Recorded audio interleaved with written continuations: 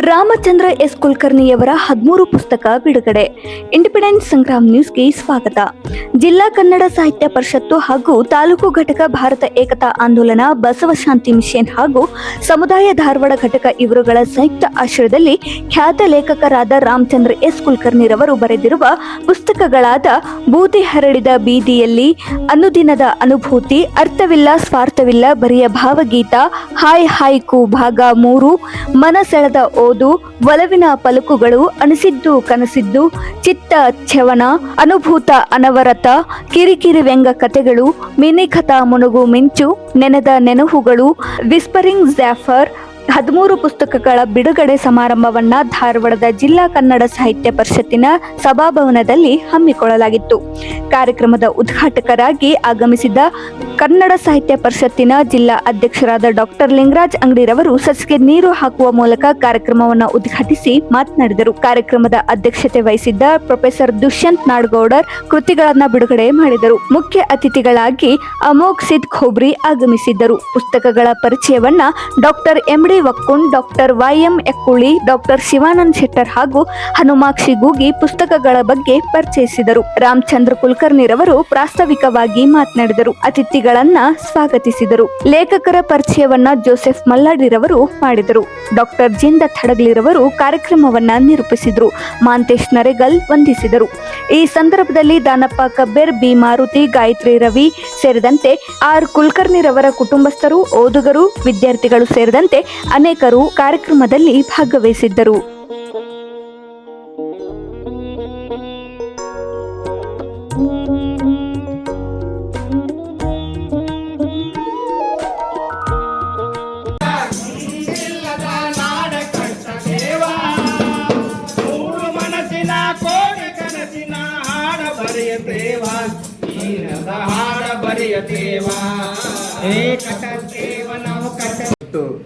ಅದ್ರ ಬಗ್ಗೆ ಕನ್ಫ್ಯೂಷನ್ ಅಥವಾ ಸ್ವಲ್ಪ ಗೊಂದಲ ಇರೋದ್ರಿಂದ ಎಲ್ಲರೂ ಒಂದೇ ಪ್ರಶ್ನೆ, 13 ಪುಸ್ತಕ ಯಾಕೆ 13 ಪುಸ್ತಕ ಪರಿಚಯ ಮಾಡಿಕೊಟ್ರೆ ಯಾವುದು ರಿಜಿಸ್ಟರ್ ಆಗೋದಿಲ್ಲ, ಯಾವುದು ನೆನಪಿನಲ್ಲಿ ಉಳಿದಿಲ್ಲ, ಅದಕ್ಕೆ ಎರಡೆರಡು ಮಾಡಿರಿ ಅಂತ ಭಾಳ ಜನ ನನಗೆ ಹೇಳಿದರು.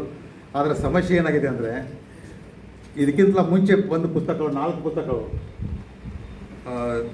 ಕಥಾ ಸಂಕಲನ ಸಕ್ಕರೆ ಬೊಂಬೆ ಹಾಗೂ ಇತರ ಕಥೆಗಳು, ನಕ್ಷತ್ರ ಬೆಳಕು, ಆಮೇಲೆ ವಿಚಾರ ವಿಮರ್ಶೆ, ಆಮೇಲೆ ಮರವಾಗಲಿ ಮರುಜನ್ಮ, ಅವತ್ತರದ್ದು ಕೂಡ ಬಿಡುಗಡೆ ಆಗೇ ಇಲ್ಲ.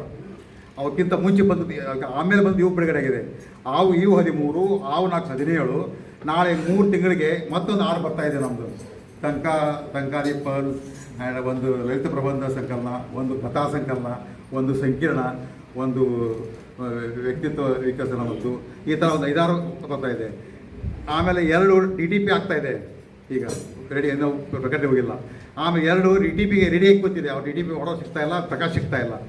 ಆಮೇಲೆ ನಾನು 2 ಬರಿತಾ ಇದ್ದೇನೆ ಈಗ. ಅಂದರೆ ಇದು ಅಷ್ಟು ಅಗ್ಗಿಬಿಟ್ಟು ಆಗಿಬಿಟ್ರೆ ದೊಡ್ಡ ಜೋಳದ ರಾಶಿನೇ ಆಗಿಬಿಡ್ತು ಅದು. ಆಮೇಲೆ ಏನು ಮಾಡಬೇಕು, ಎರಡು ಮಾಡ್ತಾ ಹೋದ್ರೆ ನಾವು 3-4 ವರ್ಷ ಇದನ್ನೇ ಮಾಡ್ಬೇಕು, ನಾವು ಬೇರೆ ಕೆಲಸ ಇಲ್ಲ. ಯಾಕಂದರೆ ಇಲ್ಲಿ ಜನ ಸಾಹಿತ್ಯ ಆಸಕ್ತರು ಕಮ್ಮಿ, ಆಮೇಲೆ ಯಾರು ನಮ್ಮ ಗೆಸ್ಟ್ಗಳು ಸಿಗೋದು ಕಮ್ಮಿ. ಯಾಕೆ ಎಲ್ಲರೂ ಬಿಜಿ ಇರ್ತಾರೆ, ಎಲ್ಲರೂ ತಮ್ಮ ಇದರಲ್ಲಿ ವ್ಯಸ್ತ ಆಗಿರ್ತಾರೆ. ಹೀಗಾಗಿ ಇದು ಮಾಡೋದು ಕಷ್ಟ ನಮ್ಗೆ ಗೊತ್ತಿದೆ. ಯಾಕಂದ್ರೆ 4-5 ಸಲ ಮಾಡಿದ್ದೆ ನಾನು ಇದನ್ನು. ಅದು ಸಲುವಾಗಿ ನಾನು ಏನು ಮಾಡಿದೆ, ಏನೋ ಆಗಲಿ ಬಿಟ್ಟು ಮಧ್ಯಕ್ಕೆ ಒಂದು ಲಾಟ್ ಮುಗಿಸಿಬಿಡೋಣ ಅಂತ, ಒಂದು ಲಾಟ್ ಅಂತಾರಲ್ಲ ಹಾಗೆ ಲಾಟ್ ಮುಗಿಸಿಬಿಡೋಣ. ಆಮೇಲೆ ಮುಂದೆ ನಾನು ಜಪಾನಿಗೆ ಹೋಗೋದು ಇರೋದ್ರಿಂದ ಆಸ್ಟ್ರೇಲಿಯಾ ಇನ್ನೊಂದು ಅದು ಒಂದು 4 ಪ್ರತಿಗಳಿವೆ. ಅವು ಬಿಡುಗಡೆ ಇಟ್ಕೋಬೇಕು ಅಂದರೆ ಅವಕ್ಕೆ ಪ್ರತಿ ಇಲ್ಲ, ನನ್ನ ಕಡೆ ಖಾಲಿ ಆಗ್ಬಿಟ್ಟಿದೆ. ಹೀಗಾಗಿ ಅದನ್ನು ಬಿಡುಗಡೆ ಇಟ್ಕೊಂಡ್ರೆ ಪ್ರತಿ ಕೊಡಬೇಕಲ್ಲ ಮಂದಿಗೆ. ಹೀಗಾಗಿ ಅವ್ರನ್ನ ಪ್ರಾತಿನಿಧಿಕವಾಗಿ ಇಟ್ಕೊಂಡು ನನ್ನ ಸಮಗ್ರ ಸಾಹಿತ್ಯ ಅವಲೋಕನ, ಕತೆ, ಕಾವ್ಯ, ಆಮೇಲೆ ಲಲಿತ ಪ್ರಬಂಧ, ಒಂದು ವಿಚಾರ ವಿಮರ್ಶೆ, ಇವು 4 ವಿಭಾಗ ನಾನು ಮೇನ್ ಕೆಲಸ ಮಾಡಿರೋದು.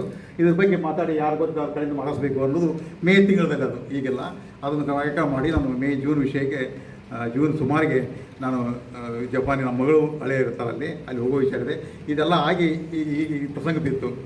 ಇದರಲ್ಲಿ ಕೂಡ ಒಂದು ಏನು ಸಮಸ್ಯೆ ಆಗಿದೆ ಅಂದರೆ, ಹಾಯ್ ಹಾಯ್ಕು ಭಾಗ 3 ಇದೆ ನೋಡಿ, ಅದು ಖಾಲಿಗಿದೆ. ಅದಕ್ಕೆ 3ನೇ ಮುದ್ರಣ ಆಗ್ಬೇಕು. 3ನೇ ಮುದ್ರಣ ಆದರೂ ಕೂಡ ಅವರು ನಮ್ಮ ದುರಾದೃಷ್ಟಕ್ಕೆ ಅವ್ರಿಗೆ ಅಜಾರಿ ಬಿದ್ದಿದ್ದಾರೆ.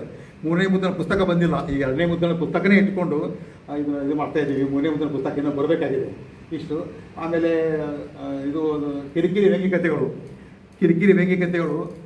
ಪುಸ್ತಕನ ನೀವು ತೊಗೊಳ್ರಿ, ನೀವು ಪ್ರಕಟ ಮಾಡಿದ್ರೆ ನಾನು ಬೇಡ ಈಗ ಅಂತ ಹೇಳಿದ್ರು. ನಾನೇ ಹಣ ಹಾಕಿ ಮಾಡಿದರೆ ಈಗ ಅದು 3ನೇ ಪ್ರಕಟಣೆ, ಮೂರನೇ ಪ್ರಕಟಣೆ ಅದು. ಮೂರನೇ ಪ್ರಕಟಣೆ ಅಂದರೆ ಹೆಚ್ಚು ಕಮ್ಮಿ 2,500 ಪ್ರತಿ ಅದು ಮಾತಾಯಿತು. ಅಷ್ಟು ಒಳ್ಳೆಯ ಪುಸ್ತಕ ಯಾವುದು ಅಲ್ಲಿಂದ ಆ ಕಡೆಯಿಂದ 4ನೇದು, ಆ ಕಡೆಯಿಂದ 4ನೇದು. ಈಗಿರುವಾಗಿ ಮಾಡ್ಕೊಳ್ಬೇಕಾಯ್ತು. ಅದಕ್ಕೆ ಇದು ಜಾಸ್ತಿ ಕನ್ಫ್ಯೂಷನ್ ಮಾಡ್ಕೊಳ್ಳೋ ಅಗತ್ಯ ಇಲ್ಲ. ಈಗ ಇವರು ಪರಿಚಯ ಮಾಡೋರು ಮೊದಲು 3, ಆಮೇಲೆ 3, ಆಮೇಲೆ 3 ಈ ಥರ ಮಾಡ್ತಾ ಹೋಗ್ತಾರೆ. ಹೀಗಾಗಿ ಅವ್ರಿಗೆ ಹೇಳಿದೆ ನಮ್ಮ 3 ಮಾಡ್ತೀನಿ ಅಂತೇಳಿ. ಅವ್ರಿಗೂ ಕೂಡ ಸ್ವಲ್ಪ ತೊಂದರೆ ಇದೆ. ಎಲ್ಲರಿಗೂ ಭಾಳ ಟೈಮ್ ತೊಗೊಳಿದ್ರೆ 30-35 ನಿಮಿಷದಲ್ಲಿ ಮುಗಿಸ್ತಾರೆ ಅಂತ ಹೇಳಿದ್ದಾರೆ. ಅದಾಯಿತು. ಇದು ಪ್ರಾಸ್ತಾವಿಕವಾಗಿ ಸಾಕು ಅನ್ನಿಸ್ತದೆ. ಇನ್ನು ನಮ್ಮ ಅತಿಥಿಗಳ ಬಗ್ಗೆ ಹೇಳಬೇಕು ಅಂತಂದರೆ, ಇವತ್ತಿನ ಉದ್ಘಾಟಕರು ನಮ್ಮ ಅಂಗಡಿ ಸರ್ಗೆ ನಮಗೆ ಸವಲತ್ತಿಂದ ಬಂಧುತ್ವ 30 ವರ್ಷದ ಪರಿಚಯ ಇರ್ಬೋದೇನೋ. ಜ್ಞಾನ ಕಿರಣ ಅಂತಿತ್ತು, ಬಹುಶಃ ಅವ್ರು ತಮ್ಮೆಲ್ಲ ಹೇಳ್ಬೋದು. ಅವರು ಜ್ಞಾನ ಕಿರಣ ಸಂಸ್ಥೆ ಕಟ್ಟಿಕೊಂಡು ಅದಕ್ಕೆಲ್ಲ ನಾವು ಕೆಲಸ ಮಾಡ್ತೀವಿ. ಆವಾಗಿಂದ ಪರಿಚಯ. ಈಗ ಅವರು ಎಂಥ ಅಂತಃಕರಣಿ ಮನುಷ್ಯ ಅಂತಂದರೆ, ಮೈಸೂರು ಸಾಹಿತ್ಯ ಸಮ್ಮೇಳನಕ್ಕೆ ನನ್ನ ಹೆಸರು ಹಾಕಿ ಪ್ರಧಾನ ವೇದಿಕೆಯಲ್ಲಿ ನಮಗೆ ಸನ್ಮಾನ ಮಾಡಿಸಿದ್ರು ಅವರು. ವಿಶೇಷ ಅಂದರೆ ಅದು ಅವ್ರದೇ. ನಾನು ತಾವ ಕೇಳಿಕೊಂಡು ನೀವು ಕೆಲಸ ಮಾಡಿ ನಿಮ್ಮನ್ನು ನಾವು ಸನ್ಮಾನ ಮಾಡಿಸ್ತೀವಿ ಅಂತ ತಿಳ್ಕೊಂಡು ಸನ್ಮಾನ ಮಾಡಿಸಿದಂಥ ಅಂಥ ಒಂದು ಒಳ್ಳೆಯ ತಾಯಿ ಹೃದಯದ ವ್ಯಕ್ತಿ ಅವರು. ನಾನಾಗಲಿ ಕೇಳುವಂಥ ಸ್ವಭಾವ ಅಲ್ಲ. ಅದು ತಿಳ್ಕೊಂಡು ಭಾಳಷ್ಟು ನನಗೆ ಅಂತೆಲ್ಲ ಮಾಡಿದ್ದಾರೆ. ಅದು ಅವ್ರದ್ದು ಉಪಕಾರವನ್ನು ನಾನು ತಿಳಿಸ್ಲಿಕ್ಕೆ ಆಗೋದಿಲ್ಲ. ಅಷ್ಟೇ ಅಲ್ಲ, ಒಂದು ಪುಸ್ತಕ ನನಗೆ ಒಂದು ತಮ್ಮ ಕೈದ ಫಂಡ್ಸ್ ಎಲ್ಲ ಕೊಟ್ಟು ಆ ಪುಸ್ತಕ ಪ್ರಕಟಣೆಗೆ ಸಹಾಯ ಕೂಡ ಮಾಡಿದರು ಅವರು, ಅಂಗಡಿಯವರು. ಇವತ್ತು ಯಾರು ಉದ್ಘಾಟಕರವರು. ಇವಾಗ ಇಷ್ಟು ಪರಿಚಯ ಸಾಕು. ಅವ್ರು ಪರಿಚಯ ಮಾಡ್ಕೊಂಡು ಅಂದರೆ ಇದು ಸೂರ್ಯ, ಇದು ಚಂದ್ರ ಅಂತ ಹೇಳ್ದಂಗೆ ಎಲ್ಲರಿಗೂ ಪರಿಚಯ ಇದೆ ಅವ್ರದ್ದು. ಅದಕ್ಕೆ ಸಾಕು ಆಗ್ತದೆ. ನಮ್ಮಲ್ಲಿ ವಿಶೇಷ ಬಂದಿರೋ ವ್ಯಕ್ತಿತ್ವ ಅಂದರೆ, ಅವರು ಬೈ ಪ್ರೊಫೆಷನ್ ಅಡ್ವೊಕೇಟ್. ಅವರು ಆಶ್ಚರ್ಯ ಅಂದರೆ, ಅವರು ಟ್ಯಾಲೆಂಟೆಡ್ ಅಂದರೆ ನಿಮಗೆ ಆಶ್ಚರ್ಯ ಹೋಗ್ಬಿಡ್ತದೆ. ಭಾಳ ಟೈಮ್ ತೊಗೊಳಲ್ಲ, ನಾನು ಸ್ವಲ್ಪ ಹೇಳಬೇಕಾಗಿದೆ. ಅವರು ಕಲಾವಿದರು ಕೂಡ. ಅವರು ಒಳ್ಳೆಯ ಆ್ಯಕ್ಟರ್ ಅವರು. ಆಮೇಲೆ ಅಡ್ವೊಕೇಟ್, ಎಂಥ BJ ಅಡ್ವೊಕೇಟ್ ಅಂದರೆ ಅವ್ರ ಕೈಯಲ್ಲಿ ಒಂದು 2 ಜನ ಕೆಲಸ ಮಾಡ್ತಾರೆ. ಅಷ್ಟು ಇದ್ಕೊಂಡು ಈಗ ನಿಮ್ಗೆ ಗೊತ್ತಿರುವಾಗ ಅಡ್ವೊಕೇಟ್ ಅಂದರೆ ಹಣಕ್ಕೆ ಮಾಡಬೇಕು ಅಂತಲ್ಲ, ಎಷ್ಟು ಹಾಕಿ ಅನ್ಯಾಯ ಆದವ್ರಿಗೆ ಇದು ಮಾಡ್ಕೊಳ್ತಾರೆ. ಫೈಟ್ ಮಾಡಿಕೊಂಡು ಅವ್ರ ಬಗ್ಗೆ ಭಾಳಷ್ಟು ಕಷ್ಟ ಇದು ಮಾಡಿಕೊಂಡು ಈಗೆಲ್ಲ ಮಾಡುವಂಥ ವ್ಯಕ್ತಿತ್ವ ಅವ್ರಿಗೆ ಈಗ ನಮ್ಗೆ ಸಿಕ್ಕಿರೋದೊಂದು ವಿಶೇಷ. ಮತ್ತು ಅವ್ರು ಭಾಳ ಪರಿಚಯ ಇರಬೇಕು ಅಂತ ನೀವು ತಿಳ್ಕೊಂಡಿದ್ರೆ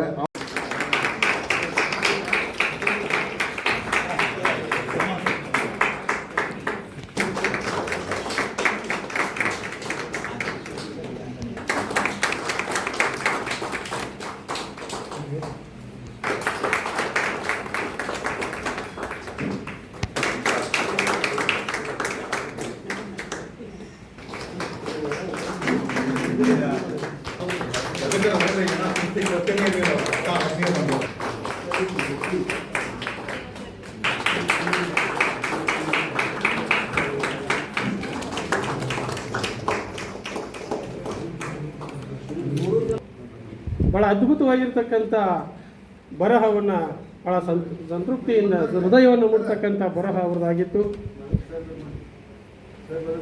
ನಗುಮೊಗದ ಮಗು ಮನಸ್ಸಿನ ಅತಿ ದೊಡ್ಡ ಸಾಧಕ ಯುವಕರ ಪರಿಚಯವನ್ನು ನನಗೆ ಮಾಡಲಿಕ್ಕೆ ಅನುಕೂಲ ಆಗಿರ್ತಕ್ಕಂಥದ್ದು ನನ್ನ ಭಾಗ್ಯ ಅಂತ ಹೇಳ್ತಾ, ಬೆಳಗಾಂ ಜಿಲ್ಲೆ ಸಿಹಿನಾಡಿನ ಜಿಲ್ಲಾ ಆಗಿರ್ತಕ್ಕಂಥ ಬೆಳಗಾವಿನ ರಾಮದುರ್ಗ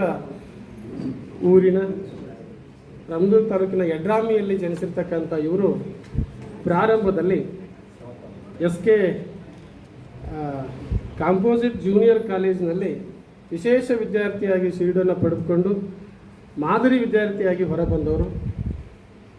ಬೇಂದ್ರೆ ಒಂದು ಕಡೆ ಹೇಳೋ ಹಾಗೆ, ಬೇಂದ್ರೆ ಮಾತ್ರ ಬೇಂದ್ರೆ ಅನ್ನೋ ಪದ ಮತ್ತೆ ಇವರಿಗೆ ಮರುಕಳಿಸುವ ಹಾಗೆ ಕೆಲವು ಜವಾಬ್ದಾರಿಗಳು, ಕೆಲವು ಸಮಸ್ಯೆಗಳು, ಅತಿ ಹೆಚ್ಚು ಕನ್ನಡ ಸಾಹಿತ್ಯದಲ್ಲಿ ಕೆಲಸ ಮಾಡಬೇಕು ಅನ್ನೋ ಒಂದು ಚಿಂತನೆ ಇದ್ದರೂ ಕೆಲವು ಜವಾಬ್ದಾರಿಗಳು ಅವರನ್ನು ಅನಿವಾರ್ಯವಾಗಿ ಕೆಲಸಕ್ಕೆ ಅನಿವಾರ್ಯವೆ. ಒಂದು ಬ್ಯಾಂಕ್ನಲ್ಲಿ ಕೆಲಸ ಮಾಡೋದಕ್ಕೆ ಪ್ರಾರಂಭ ಮಾಡ್ತಾರೆ.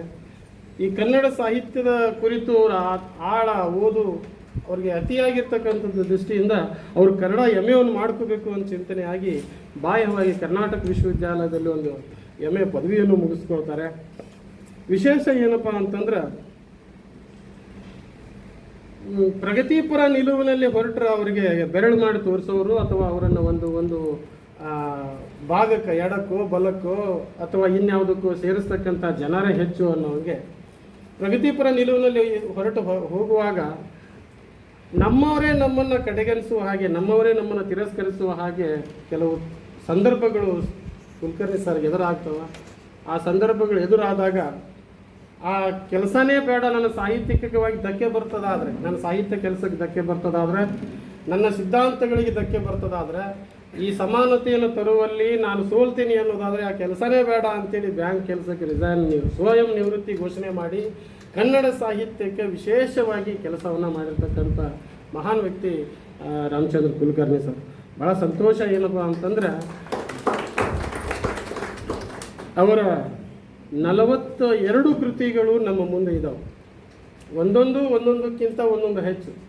ಅವರ ಅಸಲಿ ಬಣ್ಣದ ಕತೆ ಅದು. ಆ್ಯಕ್ಚುಲಿ ಯಾವ ಬಣ್ಣ ಬಡಿಬೇಕು ಅಪಾರ್ಟ್ಮೆಂಟಿಗೆ ಅಂತೇಳಿ ಒಬ್ಬೊಬ್ಬರು ಒಂದೊಂದು ಥರ ಬಣ್ಣವನ್ನು ಸೂಚಿಸುವಾಗ ಕೇಸರಿ ಅವ ಬೇಡ ಅಂತಾನ, ಬಿಳಿ ದಿವ ಬೇಡ ಅಂತಾನ, ಕ್ಯಾವಿ ಬಣ್ಣ ಅವ್ರು ಬೇಡ ಅಂತಾರೆ, ಮ್ಯಾಲವರು ಕರಿ ಬಣ್ಣ ಬೇಡ ಅಂತಾರೆ. ಇನ್ನು ಯಾವ ಬಣ್ಣ ಬಡಿಬೇಕು ಅಂತಂದ್ರೆ ಕಡೆಗೆ ಸಗಣಿ ಬಣ್ಣ ಬಡ್ದ್ಬಿಡೋಣ ಅಂತೇಳಿ ಎಲ್ಲರೂ ಒಪ್ಕೊಂಡು ಬಿಲ್ಡಿಂಗಿಗೆ ಸಗಣಿ ಬಣ್ಣ ಬಡ್ಕೊಂಡು ಒಪ್ಕೊಳ್ತಾರೆ. ಅಂದರೆ ನಾವು ಬಣ್ಣಗಳ ಜಾತಿಯನ್ನು ಮಾಡುವಾಗ ಈಗ ಬಣ್ಣದ ರಾಜಕೀಯ ನಡೆದ, ಧರ್ಮದ ಜಾತಿ ಹೋಗಿದೆ, ಜಾತಿ ರಾಜಕಾರಣ ಹೋಗಿದೆ, ಧರ್ಮದ ರಾಜಕಾರಣ ಹೋಗ್ಯದ, ಈಗ ಬಣ್ಣಗಳ ರಾಜಕೀಯ ನಡೆದುಬಿಟ್ಟದ. ಅದನ್ನು 100 ವರ್ಷಗಳ ಮುಂದಿನ ಆಲೋಚನೆ ಇಟ್ಕೊಂಡು ಬರೆದಿರ್ತಕ್ಕಂಥ ಕತೆ, ಭಾಳ ಅದ್ಭುತವಾಗಿರ್ತಕ್ಕಂಥ ಕಥೆಗಳವರು. ಈ 42 ಕಥೆಗಳಿಗೂ ಪುಸ್ತಕಗಳಿಗೂ ಅತಿಯಾದಾಗಿರ್ತಕ್ಕಂಥ ಬೆನ್ನೆಲುಬಾಗಿ ನಿಂತಿರ್ತಕ್ಕಂಥವ್ರು ಅಂತಂದರೆ ಅವರ ಮನೆಯವರಾಗಿರ್ತಕ್ಕಂಥ ಶ್ರೀ ಅಶ್ವಿನಿ ಅಂತಕ್ಕಂಥವ್ರು. ನೋಡ್ರಿ, ನಾವು ಒಂದು ಯಾವುದರ ಒಂದು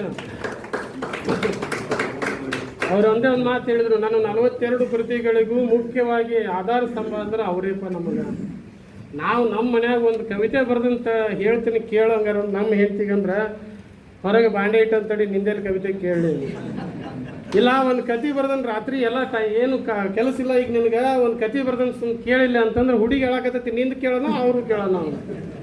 ಹಾಗಾಗಿ 42 ಕೃತಿಗಳ ಬಿಡುಗಡೆ ಆಗಿ ಅದನ್ನು ಸಾಧನೆ ಮಾಡುವಂಥವರೆಗೂ ಅವರು ಬೆಂಬಲವಾಗಿ ನಿಂತಾರೆ ಅಂದ್ರೆ ಅವ್ರಿಗೊಂದು ಗ್ರೇಟ್ ಒಂದು ಜೋರಾದ ಚಪ್ಪಾಳೆ ಅವರಿಗೆ.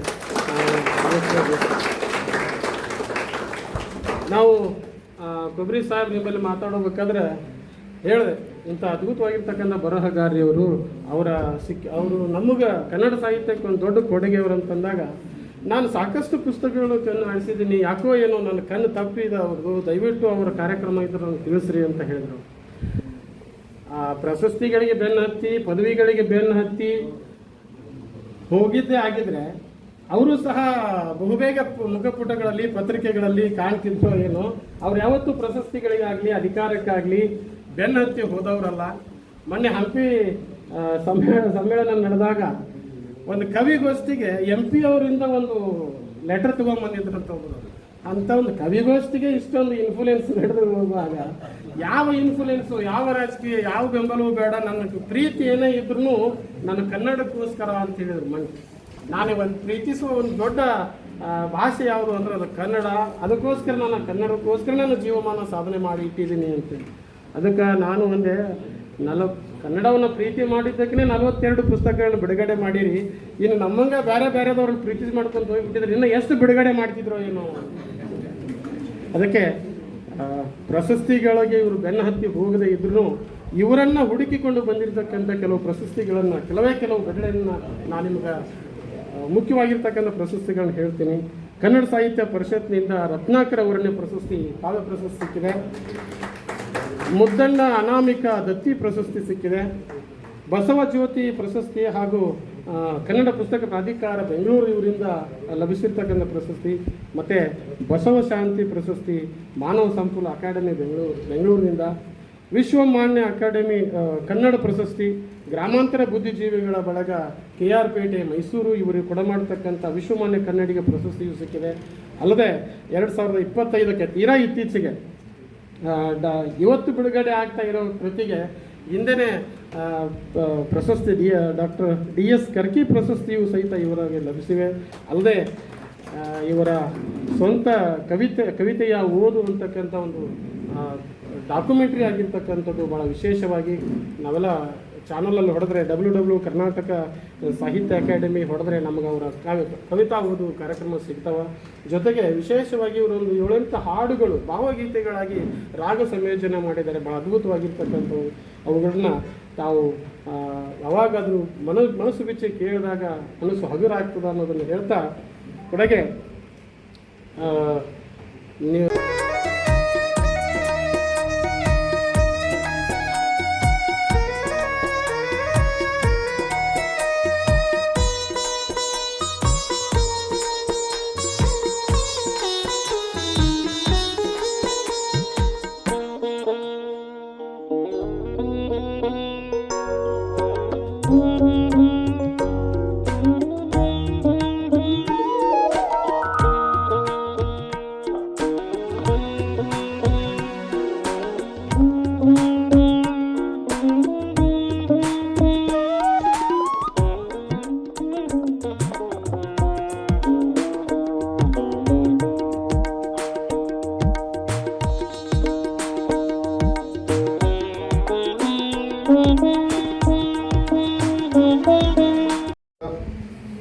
ಮಾಡಿರ್ತಕ್ಕಂಥ ಗಣ್ಯ ವ್ಯಕ್ತಿಗಳು, ಸಾಹಿತಿಗಳು, ಎಲ್ಲ ಹಿರಿಯ ಎಲ್ಲ ನೀವು ನಮ್ಮ ಧಾರವಾಡದ ಕ್ರೀಮ್ ಅಂತ ಹೇಳ್ತಾರಲ್ಲ ಅಂಥ ಒಬ್ಬ ಒಳ್ಳೆಯ ಏನು ಸಾಹಿತ್ಯ ಆಸಕ್ತರು ಈ ಕಾರ್ಯಕ್ರಮ ನಿಜಕ್ಕೂ ನನಗೆ ಭಾಳಷ್ಟು ಹೆಮ್ಮೆ ಅನಿಸ್ತದೆ. ಅದು ವಿಶೇಷವಾಗಿ ರಾಮಚಂದ್ರ ಕುಲಕರ್ಣಿ ಸರ್ ನಾವೆಲ್ಲ ಸವದತ್ತಿ ಒಳಗೆ ಅಧ್ಯಯನ ಮಾಡ್ತಕ್ಕ ಸಂದರ್ಭ ಒಳಗೆ ಅವರು ನಮ್ಮದು ಪರಿಚಯ ಆಯ್ತಲ್ಲ. ನಾನು ಸವದತ್ತಿ ಒಳಗೆ ಅಜ್ಜಾಮನ ಮನೆಯೊಳಗೆ ನಾವು ನಮಗೆಲ್ಲ ಅನುಕೂಲ ಇದ್ದಿಲ್ಲ, ಮನೆಯೊಳಗೆ ಸ್ವಲ್ಪ ತೊಂದರೆ ಇತ್ತು, ಅಜ್ಜಾಮನಾಗಿದ್ದೀವಿ. ಆ ಸಂದರ್ಭದಲ್ಲಿ ನನಗೆ ನಮ್ಗೆ ನಿತ್ಯಾನಂದ ಅಂತಿದ್ರಲ್ಲ, ನಿತ್ಯಾನಂದ್ರ ಇದನ್ನೆಲ್ಲ ಬಿಡದಿ ನಿತ್ಯಾನಂದಲ್ಲ ಅಂದ್ರೆ ಬೇರೆ ನಿತ್ಯಾನಂದ ಒಂದು ಸಾಹಿತ್ಯದ ಕೆಲಸ ಮಾಡ್ತಕ್ಕಂಥದ್ದು. ಆ್ಯಕ್ಚುಲಿ ಅವರು ಕ್ರಿಶ್ಚಿಯನ್ ಫಾದರ್ ಆಗಿದ್ರಲ್ಲ, ಬಟ್ ಅಲ್ಲಿ ಕ್ರಿಶ್ಚಿಯನ್ ಇದಕ್ಕೆ ಅವ್ರಿಗೆ ಲೈಕ್ ಆಗಿಲ್ಲ. ಅದು ಬಿಟ್ಟು ಬಂದು ಅಲ್ಲಿ ಕಾಲೇಜ್ ಮಕ್ಕಳಿಗೆ ಟ್ಯೂಷನ್ ಹೇಳ್ತಾ ಪ್ರಗತಿಪರ ಚಿಂತಕರ ಜೊತೆಗೆ ಅವ್ರ ಸಂಬಂಧ ಬಂತು. ವಿ.ಎನ್. ಹಳ್ಕಟ್ಟಿ ಅವರು, ಚಂದ್ರಶೇಖರ್ ಪಾಟೀಲ್ ಅವರು ಅಂಥವ್ರ ಸಂಪರ್ಕ ಬಂದಿದ್ದಕ್ಕೆ ಆ ಕ್ಯಾವಿ ತೆಗೆದು ಬಿಳಿ ಲುಂಗಿ ಬಿಳಿ ಶರ್ಟ್ ಹಾಕೊಂಡು ಪೂರ್ತಿ ಎಡಪಂಥೀಯ ಚಳವಳಿಗೆ ಧುಮುಕಿದ್ರು ನಮ್ಮ ನಿತ್ಯಾನಂದ ಅಂತೇಳಿ. ಅವಾಗ ಅವ್ರ ಕಡೆ ನಾವು ಹೋಗ್ತಾ ಇದ್ವಿ. ಆ ಸಂದರ್ಭದಲ್ಲಿ ಸರ್ ಬರ್ತಾ ಇದ್ರು. ಹೀಗಾಗಿ ನಾವು ಏನಾದರೂ ಇಷ್ಟು ಗಟ್ಟಿಮುಟ್ಟಿಯಾಗಿ ನಾವು ಧಾರವಾಡದಾಗ ಎಲ್ಲಿ ನಿಂತೇವಂದ್ರೆ ನಮ್ಮ ಸವದತ್ತಿಯಲ್ಲಿ ಇರ್ತಕ್ಕಂಥ ಒಂದು ಬುನಾದಿ ಅದಕ್ಕೆ ಕಾರಣ ಅಂತಕ್ಕಂಥ ಮಾತನ್ನು ಹೇಳ್ತಾ, ಮತ್ತು ಏನು ರಾಮಚಂದ್ರ ಕುಲಕರ್ಣಿ ಅವರು ಏನು ಅಂತಲ್ಲ ನಮ್ಮ ಪ್ರಗತಿಪರವಾದಂಥ ಒಂದು ನಿಲುವನ್ನು ಹೊಂದಂಥವ್ರು. ಹೀಗಾಗಿ ಅಂಥ ಒಬ್ಬ ವ್ಯಕ್ತಿ ನಮ್ಮ ಕನ್ನಡ ಸಾಹಿತ್ಯ ಪರಿಷತ್ ಇಂಥ ಪುಸ್ತಕ ಬಿಡುಗಡೆ ಮಾಡ್ತಾರಂದ್ರೆ ಅದು ಜಿಲ್ಲಾ ಕನ್ನಡ ಸಾಹಿತ್ಯ ಪರಿಷತ್ತು, ಮತ್ತೇನು ಭಾರತ ಏಕತಾ ಆಂದೋಲನ, ಬಸವಶಾಂತಿ ಮಿಷನ್ ಮತ್ತು ಸಮುದಾಯಕ್ಕೆ 50 ವರ್ಷದಲ್ಲಿ ಸಮುದಾಯದವರು ಎಷ್ಟು ಒಳ್ಳೆಯ ಕೆಲಸ ಮಾಡ್ತಾ ಇದ್ದಾರೆ. ನಾವೆಲ್ಲ ಸವದತ್ತಿಗಿದ್ದಾಗ ಇಲ್ಲೇನೋ ವಿದ್ಯಾವರ ಸಂಘಕ್ಕೆ ಬಂದಾಗ ಭಾಳಷ್ಟು ಬೀದಿ ನಾಟಕಗಳು ಭಾಳಷ್ಟು ಆಗ್ತಾ ಇದ್ದಾರೆ. ಅಲ್ಲಿ ಮಲ್ಲಾಡಿ ಅಂತೇಳಿ ನಮ್ಮ ಇವ್ರು ಭಾಳ ಹಲವಾರು ಪಾಟೀಲರಾಗಲಿ ಎಷ್ಟೋ ಜನರು ಸಮಾಜಕ್ಕೆ ಒಂದು ಸಂದೇಶ ಕೊಡ್ತಕ್ಕಂಥ ಏನೋ ಒಂದು ಅನ್ಯಾಯವಾದಾಗ, ಏನಾದರೂ ಒಂದು ಗಲಭೆ ಆದಾಗ ಆ ಗಲಭೆಗೆ ಒಂದೇನೋ ಶಾಂತಿಯುತವಾಗಿ ಅದನ್ನು ಬದುಕಬೇಕಂತಕ್ಕಂಥ ಒಂದು ಮೆಸೇಜ್ ಕೊಡ್ತಕ್ಕಂಥ ಕೆಲಸ ಯಾರು ಮಾಡ್ತಾರೆ ಅಂದ್ರೆ ಸಮುದಾಯ ಅಂತ ಹೇಳ್ಬೋದು. ಇವನ್ ಸ್ಟಾರ್ಟಿಂಗ್ ಸದ್ಯಕ್ಕೆ ನೀವು ಒಂದು ಹಾಡು ಹೇಳಿದರು, ಕಟ್ಟತೇವೆ ನಾವು ಕಟ್ಟತೇವೆ ಒಡೆದ ಮನಸ್ಸುಗಳನ್ನು ಈ ರೀತಿಯಾಗಿ ಎಷ್ಟು ನಮ್ಮಲ್ಲಿ ಭಿನ್ನತೆ ಇದೆ. ಆ ಒಂದು ಭಿನ್ನತೆಯನ್ನು ಒಂದು ಮಾಡ್ತಕ್ಕಂಥ ನಿಟ್ಟಿನೊಳಗೆ ಈ ಸಮುದಾಯ ಬಹಳಷ್ಟು ಒಳ್ಳೆಯ ಕೆಲಸ ಮಾಡ್ತಾ ಇದೆ. ಹೀಗೆ 4 ಸಂಘಟನೆಯನ್ನು ಕೂಡಿಕೊಂಡು ಇವತ್ತು ನಮ್ಮ ಕಾರ್ಯಕ್ರಮ ಹಮ್ಮಿಕೊಂಡಿರ್ತಾರೆ. ಈ ಕಾರ್ಯಕ್ರಮ ಅತ್ಯಂತ ಯಶಸ್ವಿಯಾಗಲಿ ಅಂತ ಹೇಳ್ತಾ ಮುಂದಿನವ್ರಿಗೆ ಹೆಚ್ಚು ಅವಕಾಶ ಕೊಡೋಣ. ಬಹಳ ಒಳ್ಳೆಯ ದಿಗ್ಗಜರಿದ್ದಾರೆ ನಮ್ಮ MD ಒಕ್ಕೊಂಡವ್ರಲ್ಲ. ಅವರ ಹಿಂದೆ ಇಲ್ಲೇ ಒಂದು ಸಾಹಿತ್ಯ ಸಮ್ಮೇಳನ ಮಾಡ್ತೀವಿ. ಅಂಥ ಸಮ್ಮೇಳನ ನಮ್ಮ ಇವರು ಚೆನ್ನಿಯವರ ಅಧ್ಯಕ್ಷದೊಳಗೆ ಎಷ್ಟು ಇಡೀ ಒಂದು ಹಾಲಿಲ್ಲ ತುಂಬಿಸಿದ್ವಿ. ಅವಾಗೆಲ್ಲ ಅಷ್ಟು ಆರ್ಥಿಕತೆ ಅನುಕೂಲ ಇತ್ತು, ಹಾಗೆ ಎಲ್ಲ ಮಾಡಿದ್ವಿ. ಆ ಒಂದು ಕ್ರೆಡಿಟ್ ನಮ್ಮ MD ಒಕ್ಕೊಂದರಿಗೆ ಹೋಗ್ಬೇಕಂತಕ್ಕಂಥದ್ದು. ಚೆನ್ನಿಯವ್ರ ಭಾಷಣ ಕೇಳಬೇಕಲ್ಲ, ಅಷ್ಟು ಚೆನ್ನಾಗಿ ಒಳ್ಳೆ ಕಾರ್ಯಕ್ರಮ ಮಾಡಿದ್ರು. ಹೀಗಾಗಿ ನಮ್ಮ ಅವಧಿಗಳು ಸುಮಾರು 10 ಜಿಲ್ಲಾ ಸಮ್ಮೇಳನ ಮಾಡಿದ್ವಿ. ಆ ಸಮ್ಮೇಳನದಲ್ಲಿ ಅದು ಸರಿಯಾಗಿ ಬಹಳಷ್ಟು ಅದ್ಭುತವಾಗಿದ್ದಾವೆ ಅಂತ ಹೇಳ್ತಾ ಇನ್ನೊಂದು ಈ ತಿಂಗಳ 30-31ಕ್ಕೆ ವಿದ್ಯಾವರ ಸಂಘದಲ್ಲಿ ಸದ್ಯಕ್ಕೆ ಒಂದು ಜಿಲ್ಲಾ ಕನ್ನಡ ಸಾಹಿತ್ಯ ಸಮ್ಮೇಳನ ಮಾಡ್ತಾ ಇದ್ದೇವೆ. ಹೀಗಾಗಿ ನಾಳೆ 4ನೇ ತಾರೀಕು ಸಮ್ಮೇಳನ ಅಧ್ಯಕ್ಷರನ್ನು ಆಯ್ಕೆ ಮಾಡಿ ಅದಕ್ಕೂ ಸದ್ಯಕ್ಕೆ ನಾವೆಲ್ಲರೂ ಬರಬೇಕಂತ ಹೇಳ್ತಾ ಮತ್ತೊಮ್ಮೆ ಎಲ್ಲರಿಗೂ ವಂದಿಸಿ ಈ ಕಾರ್ಯಕ್ರಮ ಬಹಳಷ್ಟು ಪ್ರೀತಿಯಿಂದ ಉದ್ಘಾಟಿಸಿ ಅಂತೇಳಿ ನನ್ನ 2 ಮಾತನ್ನು ಮುಗಿಸಿ ಧನ್ಯವಾದಗಳು. ನಿನ್ನ ಆಟದಲ್ಲವರು ಯಾರೇ ನಮ್ಮ ರಾಮಚಂದ್ರ ಕುಲಕರ್ಣಿ ಅವರು ಅವ್ರ ಪುಸ್ತಕಗಳ ಪಟ್ಟಿ, ಅವರ ಯೋಜನೆ ನೋಡಿದ ಮೇಲೆ ನೀವು ಯಾಕಂದರೆ 13 ಪುಸ್ತಕಗಳು ಈಗ ಬಿಡುಗಡೆ ಆಗ್ತಾ ಇವೆ. ಇನ್ನು 6 ಪುಸ್ತಕಗಳು ಬಿಡುಗಡೆಗೆ ರೆಡಿ ಇವೆ ಅಂತೆ. 2 ಪುಸ್ತಕಗಳು DTP ಆಗ್ತಾ ಇವೆ ಅಂತೆ. ಮತ್ತೆ 2 ಪುಸ್ತಕ ಬರೆಯಕತ್ತಾರೆ. ಬಹುಶಃ ಈ ನಮ್ಮ ನವೋದಯ ಕಾಲದ ಈ ದೈತ್ಯ ಪ್ರತಿಭೆಗಳಿದ್ವಲ್ಲ, ಏಕಕಾಲದಲ್ಲಿ ಹಲವಾರು ಕೃತಿಗಳನ್ನು ನಮ್ಮ ಬಸವರಾಜ ಕಟ್ಟಿಮನಿಯವರು, ನಿರಂಜನರು ಇವರೆಲ್ಲ ಏಕಕಾಲಕ್ಕೇ 3-4 ಪತ್ರಿಕೆಗಳಿಗೆ ಒಂದೊಂದು ಚಾಪ್ಟರ್ ಕಾದಂಬರಿಗಳನ್ನು ಬರಿತಾ ಇದ್ದಂಥ ಕಾಲ ಇತ್ತು. ಬಟ್ ಈಗ ಆ ಪರಂಪರೆ ಇಲ್ಲ ಅನ್ಕೋತೀನಿ. ಬಟ್ ಯಾರು ನಮ್ಮ ರಾಮಚಂದ್ರ ಕುಲಕರ್ಣಿಯವರ ಆ ಕಥೆಯನ್ನು ಕೇಳಿದಾಗ ತುಂಬ ಖುಷಿಯಾಯಿತು. ಮತ್ತು ಸುಮಾರು 20-25 ವರ್ಷಗಳಿಂದ ಅವ್ರನ್ನ ನೋಡ್ತಾ ಇದ್ದೇನೆ. ಒಬ್ಬ ಸರಳ, ಸಜ್ಜನ ಮತ್ತು ಸಾಂಸ್ಕೃತಿಕವಾಗಿ ನಿರಂತರ ಕ್ರಿಯಾಶೀಲವಾಗಿರುವ ಅವ್ರ ಮನಸ್ಸು ನಮ್ಮಂಥವರಿಗೆ ಸ್ಫೂರ್ತಿದಾಯಕವಾದದ್ದು, ಪ್ರೇರಣಾದಾಯಕವಾದದ್ದು. ಇವತ್ತು 13 ಕೃತಿಗಳ ಬಿಡುಗಡೆಯ ಕಾರಣಕ್ಕಾಗಿ ಅವರಿಗೆ ಆರಂಭದಲ್ಲಿ ಒಂದು ಹೃತ್ಪೂರ್ವಕವಾದ ಪ್ರೀತಿಯ ಅಭಿನಂದನೆಗಳನ್ನು ಸಲ್ಲಿಸುತ್ತೆ. ಸ್ನೇಹಿತರು, ಒಟ್ಟು 3 ಕೃತಿಗಳಿವೆ ಇಲ್ಲಿ. ಒಂದು ಬೂದಿ ಹರಡಿದ ಬೀದಿಯಿಂದ, 2 ಅರ್ಥವಿಲ್ಲ ಸ್ವಾರ್ಥವಿಲ್ಲ ಬರಿಯ ಭಾವಗೀತ, 3 ಅನುದಿನದ ಅನುಭೂತಿ.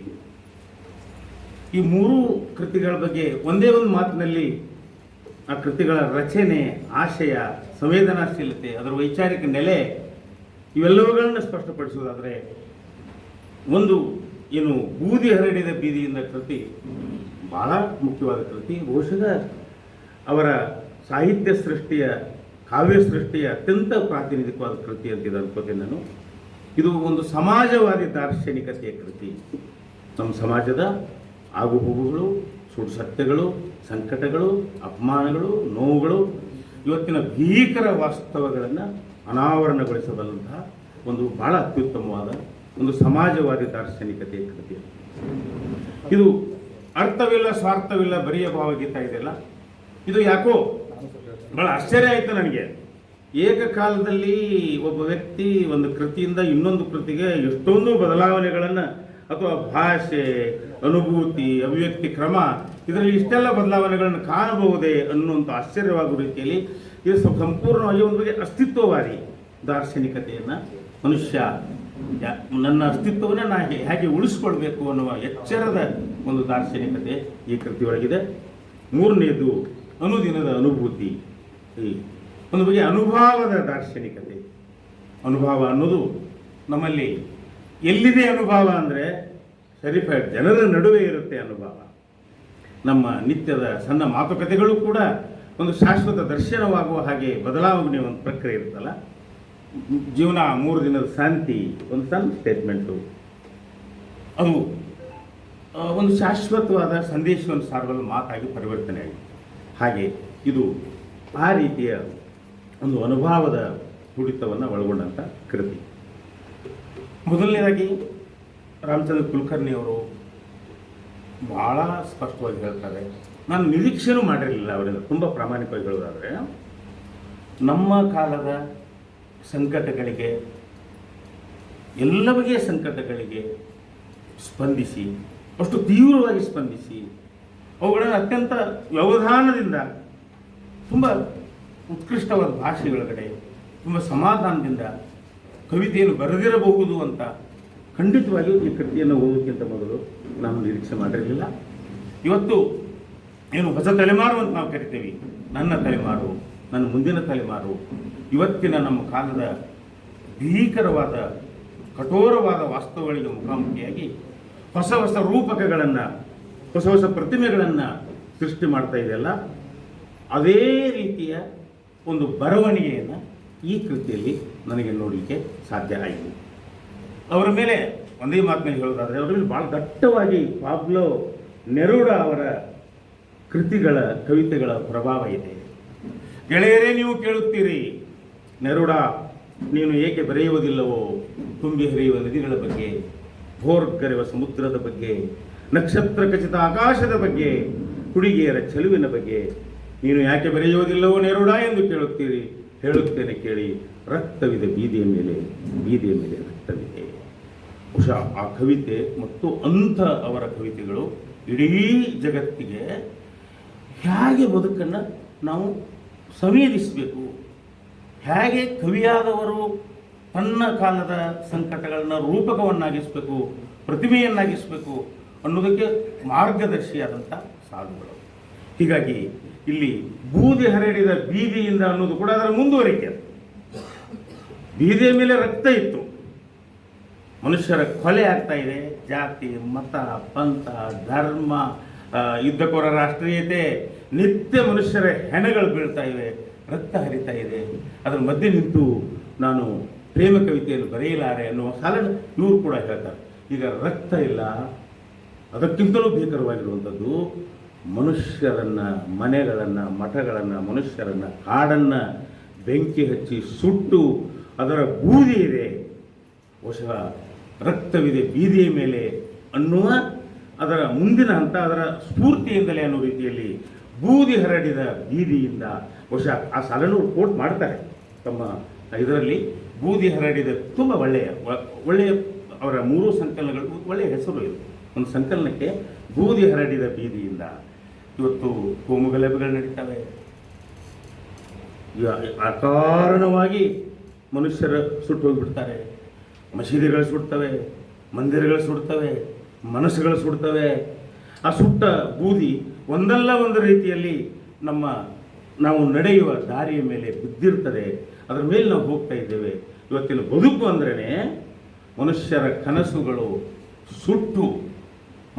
ಕನಸುಗಳು ಸುಟ್ಟು ಹರಡಿರುವ ಬೀದಿಯಲ್ಲಿ ನಮ್ಮ ಚಲನೆಯೇ ನಮ್ಮ ಬದುಕು ಅನ್ನುವ ಧ್ವನಿಯನ್ನು ಈ ಸಂಕಲನ ಒಳಗೊಂಡಿದೆ ಅಂತ ಹೇಳಿ ನಾನು ಅಂದ್ಕೊಳ್ತೇನೆ.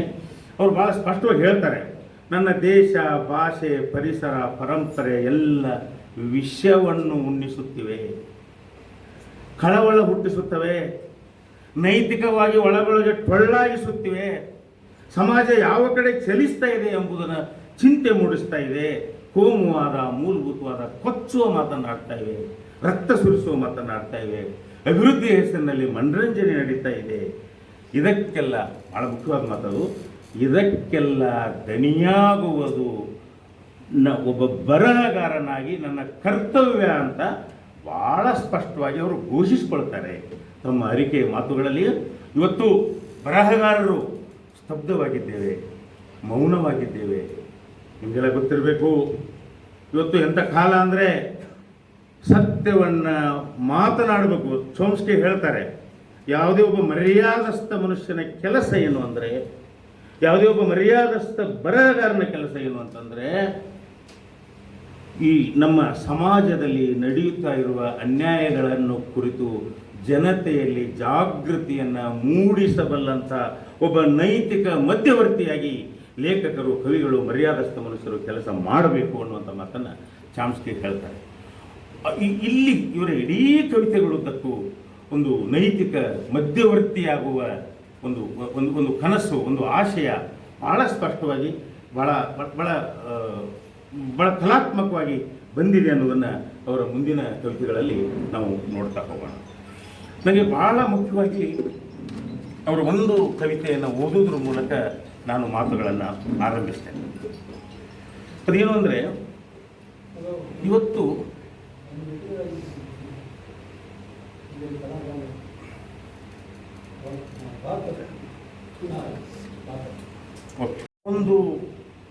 ಒಂದು ಮೌನ, ಒಂದು ಅಘೋಷಿತ ತುರ್ತು ಪರಿಸ್ಥಿತಿ ಜಾರಿಯಲ್ಲಿದೆ.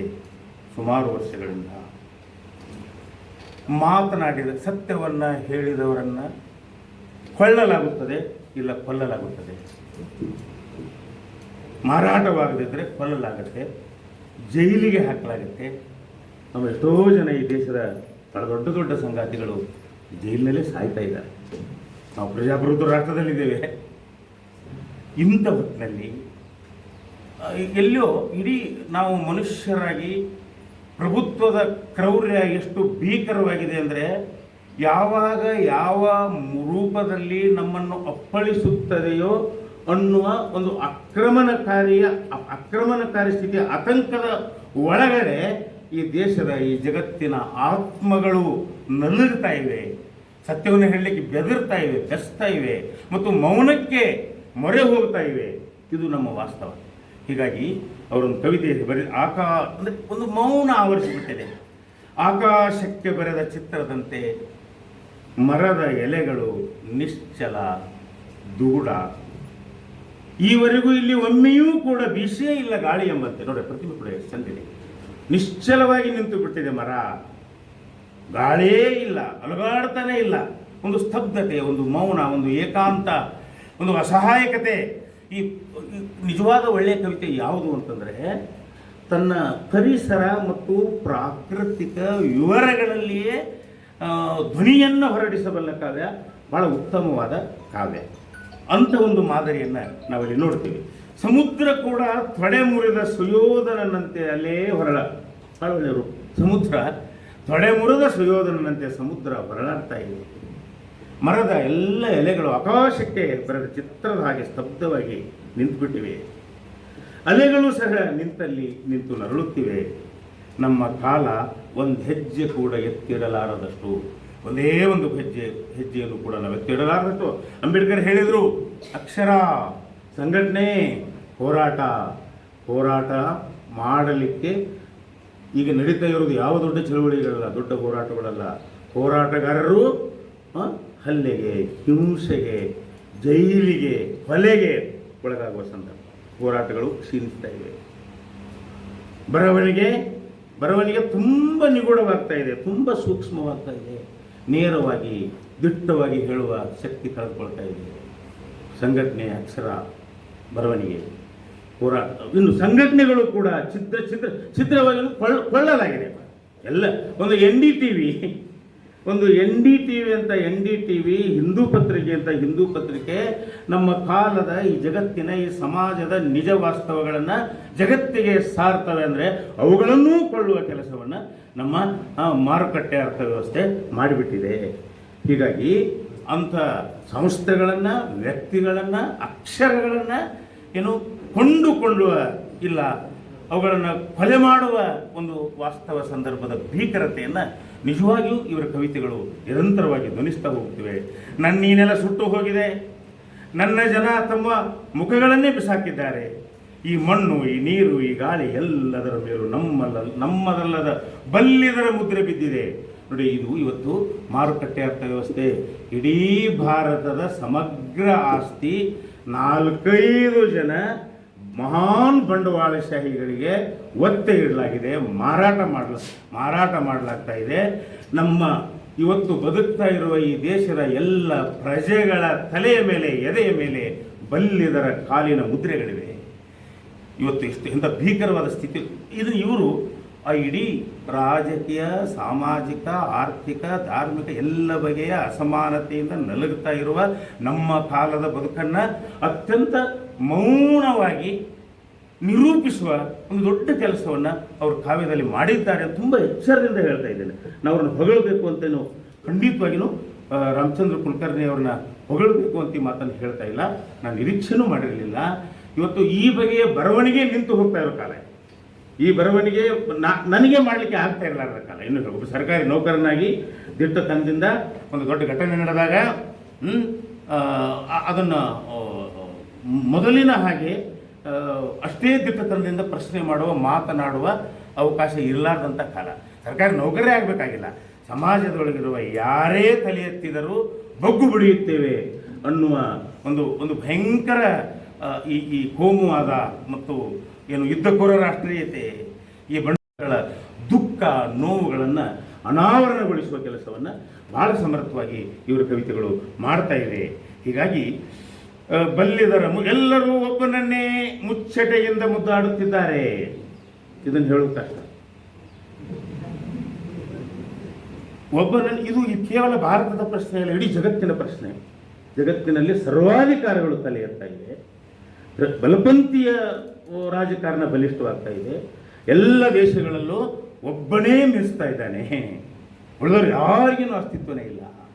ಇದು ಬರೀ ಭಾರತದ ಒಬ್ಬ ವ್ಯಕ್ತಿಯ ಒಂದು ರಾಜಕಾರಣದ ಪ್ರಶ್ನೆ ಅಲ್ಲ, ಇಡೀ ವಿಶ್ವ ರಾಜಪ್ರಭುತ್ವದಿಂದ ಪ್ರಜಾಪ್ರಭುತ್ವದೆಡೆಗೆ, ಸಮಾಜವಾದದೆಡೆಗೆ ಚಲಿಸಿದ ಜಗತ್ತು ಮತ್ತೆ ಅದೇ ಸರ್ವಾಧಿಕಾರದಡಿ ಮತ್ತೊಂದು ಸರ್ವಾಧಿಕಾರದ ಕಡೆಗೆ ಮರಳಿ ಹೋಗ್ತಾ ಇರುವ, ಹಿಂದಕ್ಕೆ ಹೋಗ್ತಾ ಇರೋ ದುರಂತ ಇದೆಯಲ್ಲ, ಅದನ್ನು ತುಂಬ ಸರಳವಾಗಿ ಅವರ ಕವಿತೆಗಳು ಹೇಳ್ತವೆ.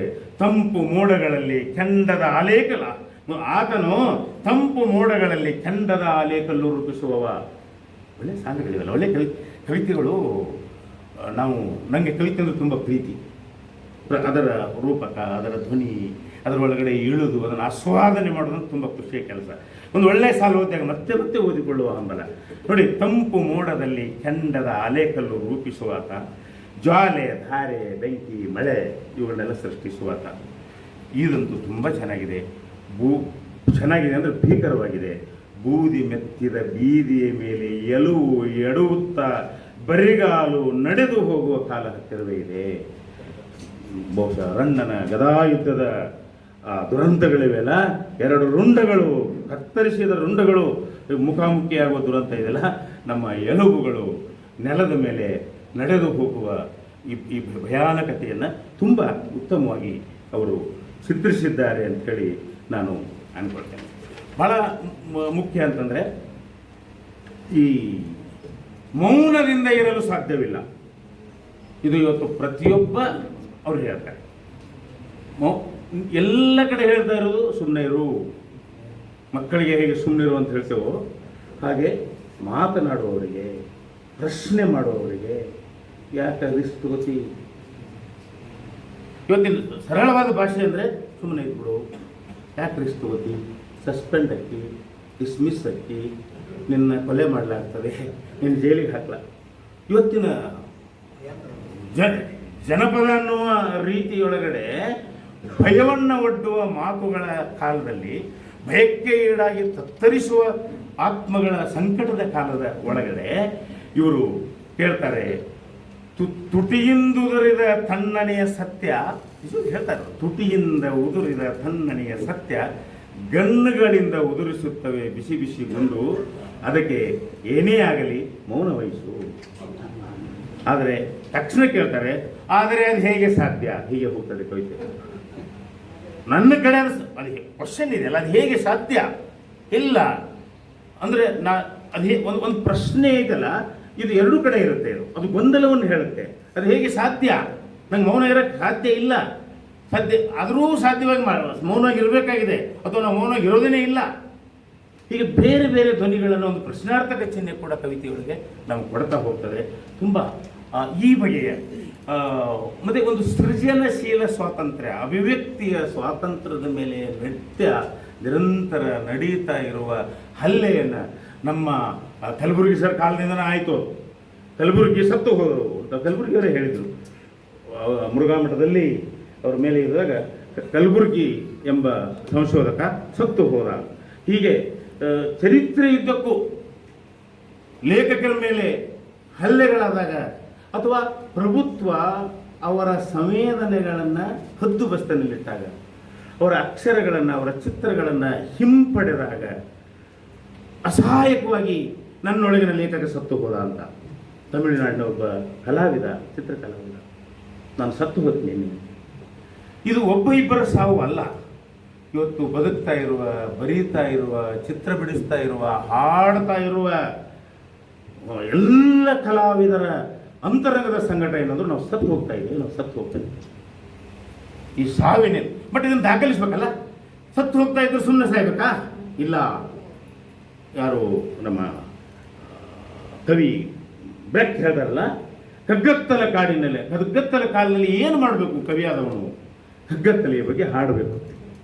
ಅವನ ಕೆಲಸ ಕಗ್ಗತ್ತಲೆಯ ಸ್ವರೂಪ ಏನು, ಕಗ್ಗತ್ತಲೆ ಏನು ಪರಿಣಾಮ ಮಾಡ್ತಾ ಇದೆ, ಅದರ ಆಕ್ರಮಣಶೀಲತೆ ಹೇಗಿದೆ, ಅದರ ಹಿಂಸೆ ಏನು, ಇದರ ಬಗ್ಗೆ ಹಾಡು ಕವಿತೆ ಬರಿತಾ ಇರೋ ಅದೇ ನಿನ್ನ ಕ್ರಾಂತಿ. ಮತ್ತು ಆ ಬರವಣಿಗೆ ಸಣ್ಣದು ಅಲ್ಲ. ಚರಿತ್ರೆ ಇದ್ದಕ್ಕೂ ಬರಹದಿಂದಲೇ ಕ್ರಾಂತಿಯಾಗಿರಲಿಕ್ಕಿಲ್ಲ, ಬರಹದಿಂದಲೇ ಬದಲಾವಣೆ ಆಗಿರಲಿಕ್ಕಿಲ್ಲ. ಆದರೆ ಎಲ್ಲ ಹೋರಾಟಗಳ ಹಿನ್ನೆಲೆಯೊಳಗಡೆ ಈ ಬರಹದ ಈ ತುಡಿತ, ಮದರ್ ಕಾದಂಬರಿ, ಮಕ್ಷಿಂಗಾರಿಕೆಯ ಮದರ್ ಕಾದಂಬರಿ ಇಡೀ ರಷ್ಯನ್ ಕ್ರಾಂತಿಗೆ ನಮ್ಮ ವಚನಕಾರರ ಬರಹಗಳು. ಹೀಗಾಗಿ ಅಕ್ಷರಗಳ ಬಗ್ಗೆ ನಾವು ಅವರದೇ ಒಂದಿದೆ, ಆಗಲೇ ಹೋಯ್ತಲ್ಲ. ಆದರೆ ನನ್ನ ಬಹುಶಃ ಮುಂದಿನ ಇದೆ ಎಲ್ಲೋ ಬರುತ್ತೆ, ನನ್ನ ಆಶಾವಾದದ ತೊಡೆ ಇನ್ನೂ ಮುರಿದಿಲ್ಲ ಅಂತ. ಸಮುದ್ರದ ತೊಡೆ ಮುರಿದಿದೆ, ಅದು ಅವನು ಓಡಾಡ್ತಾ ಇದ್ದಾನೆ. ಆ ರೂಪಕ ಭಾಳ ಒಳ್ಳೆ ರೂಪಕ ಅಲ್ಲ. ತೊಡೆ ಮುರಿದ ಸುಯೋಧನನ ಹಾಗೆ ಆಕ್ರಂದನ ಮಾಡ್ತಾ ಇರುವ ಸಮುದ್ರ ಇದೆಯಲ್ಲ, ಅದು ಸಮುದ್ರ ಅಲ್ಲ, ನಮ್ಮ ಒಳಗಡೆ ಏನು ಏನು ಏನು ನಮ್ಮ ಅಭಿವ್ಯಕ್ತಿಯನ್ನು ಕಳೆದುಕೊಂಡು ನಾಶವಾಗ್ತಾ ಇರುವ ಸಂಕಟದ ಒಂದು ಧ್ವನಿ ಅದು. ಹೀಗಾಗಿ ಲೇಖಕ ಸತ್ತಿದ್ದಾನೆ ಎಂದೊಬ್ಬ ಬರಹಗಾರ ಉದ್ಘೋಷಿಸಿದ್ದನ್ನು ನಾವು ಎಂದೋ ಸತ್ತಿದ್ದೇವೆ ಎನ್ನುತ್ತಿದ್ದಾನೆ ಪ್ರಗತಿಪರ. ಇಲ್ಲಿ ಕಾಡು, ಮರ, ಶುದ್ಧ ಹವೆ, ವಾಕ್ ಸ್ವಾತಂತ್ರ್ಯ, ಸಂವಿಧಾನ, ವಿಮರ್ಶೆ ಎಲ್ಲ ಸತ್ತಿವೆ ಅದಕ್ಕೆ ವಾಚ್ಯನಿಸಿದ್ರು ಕೂಡ ಈ ಸಾವು ಇದೆಯಲ್ಲ, ಕಾಡು, ಮರ, ಸ್ವತಂತ್ರ, ಸಂವಿಧಾನ ಎಲ್ಲ ಸತ್ತಿವೆ, ಸಾಯ್ತಾ ಇವೆ. ಈ ಸಾವು ಅದು ಪ್ರಜಾಪ್ರಭುತ್ವದ ಸಾವು, ಸಮಾನತೆಯ ಸಾವು, ಮನುಷ್ಯತ್ವದ ಸಾವು. ಹೀಗಾಗಿ ಈ ಸಾವನ್ನು ತೀವ್ರವಾಗಿ ದಾಖಲಿಸುವ ಒಂದು ಕೆಲಸವನ್ನು ಅವರು ಮಾಡ್ತಾರೆ ತಮ್ಮ ಕವಿತೆಗಳಲ್ಲಿ.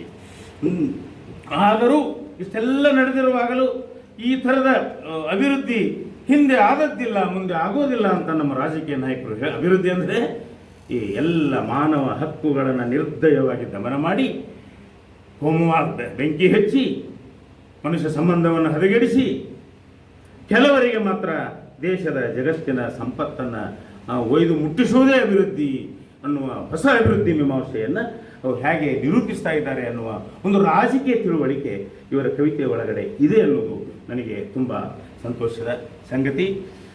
ಈಗ ನನ್ನ ಈ ಕವಿತೆಗಳನ್ನು ನೀವು ಹರಿದು ಹಾಕಬಹುದು, ಓದದೇ ಹರಿದು ಹಾಕಬೇಡಿ ಅಂತ ಒಂದು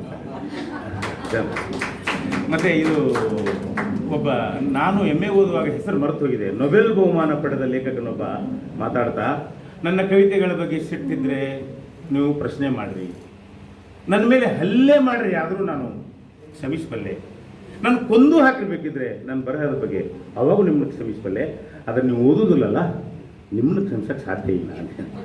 ಬಹುಶಃ ಇದರೊಳಗೆ ಆ ಸಾಲು ನೆನಪಾಯಿತು ಅಂತ.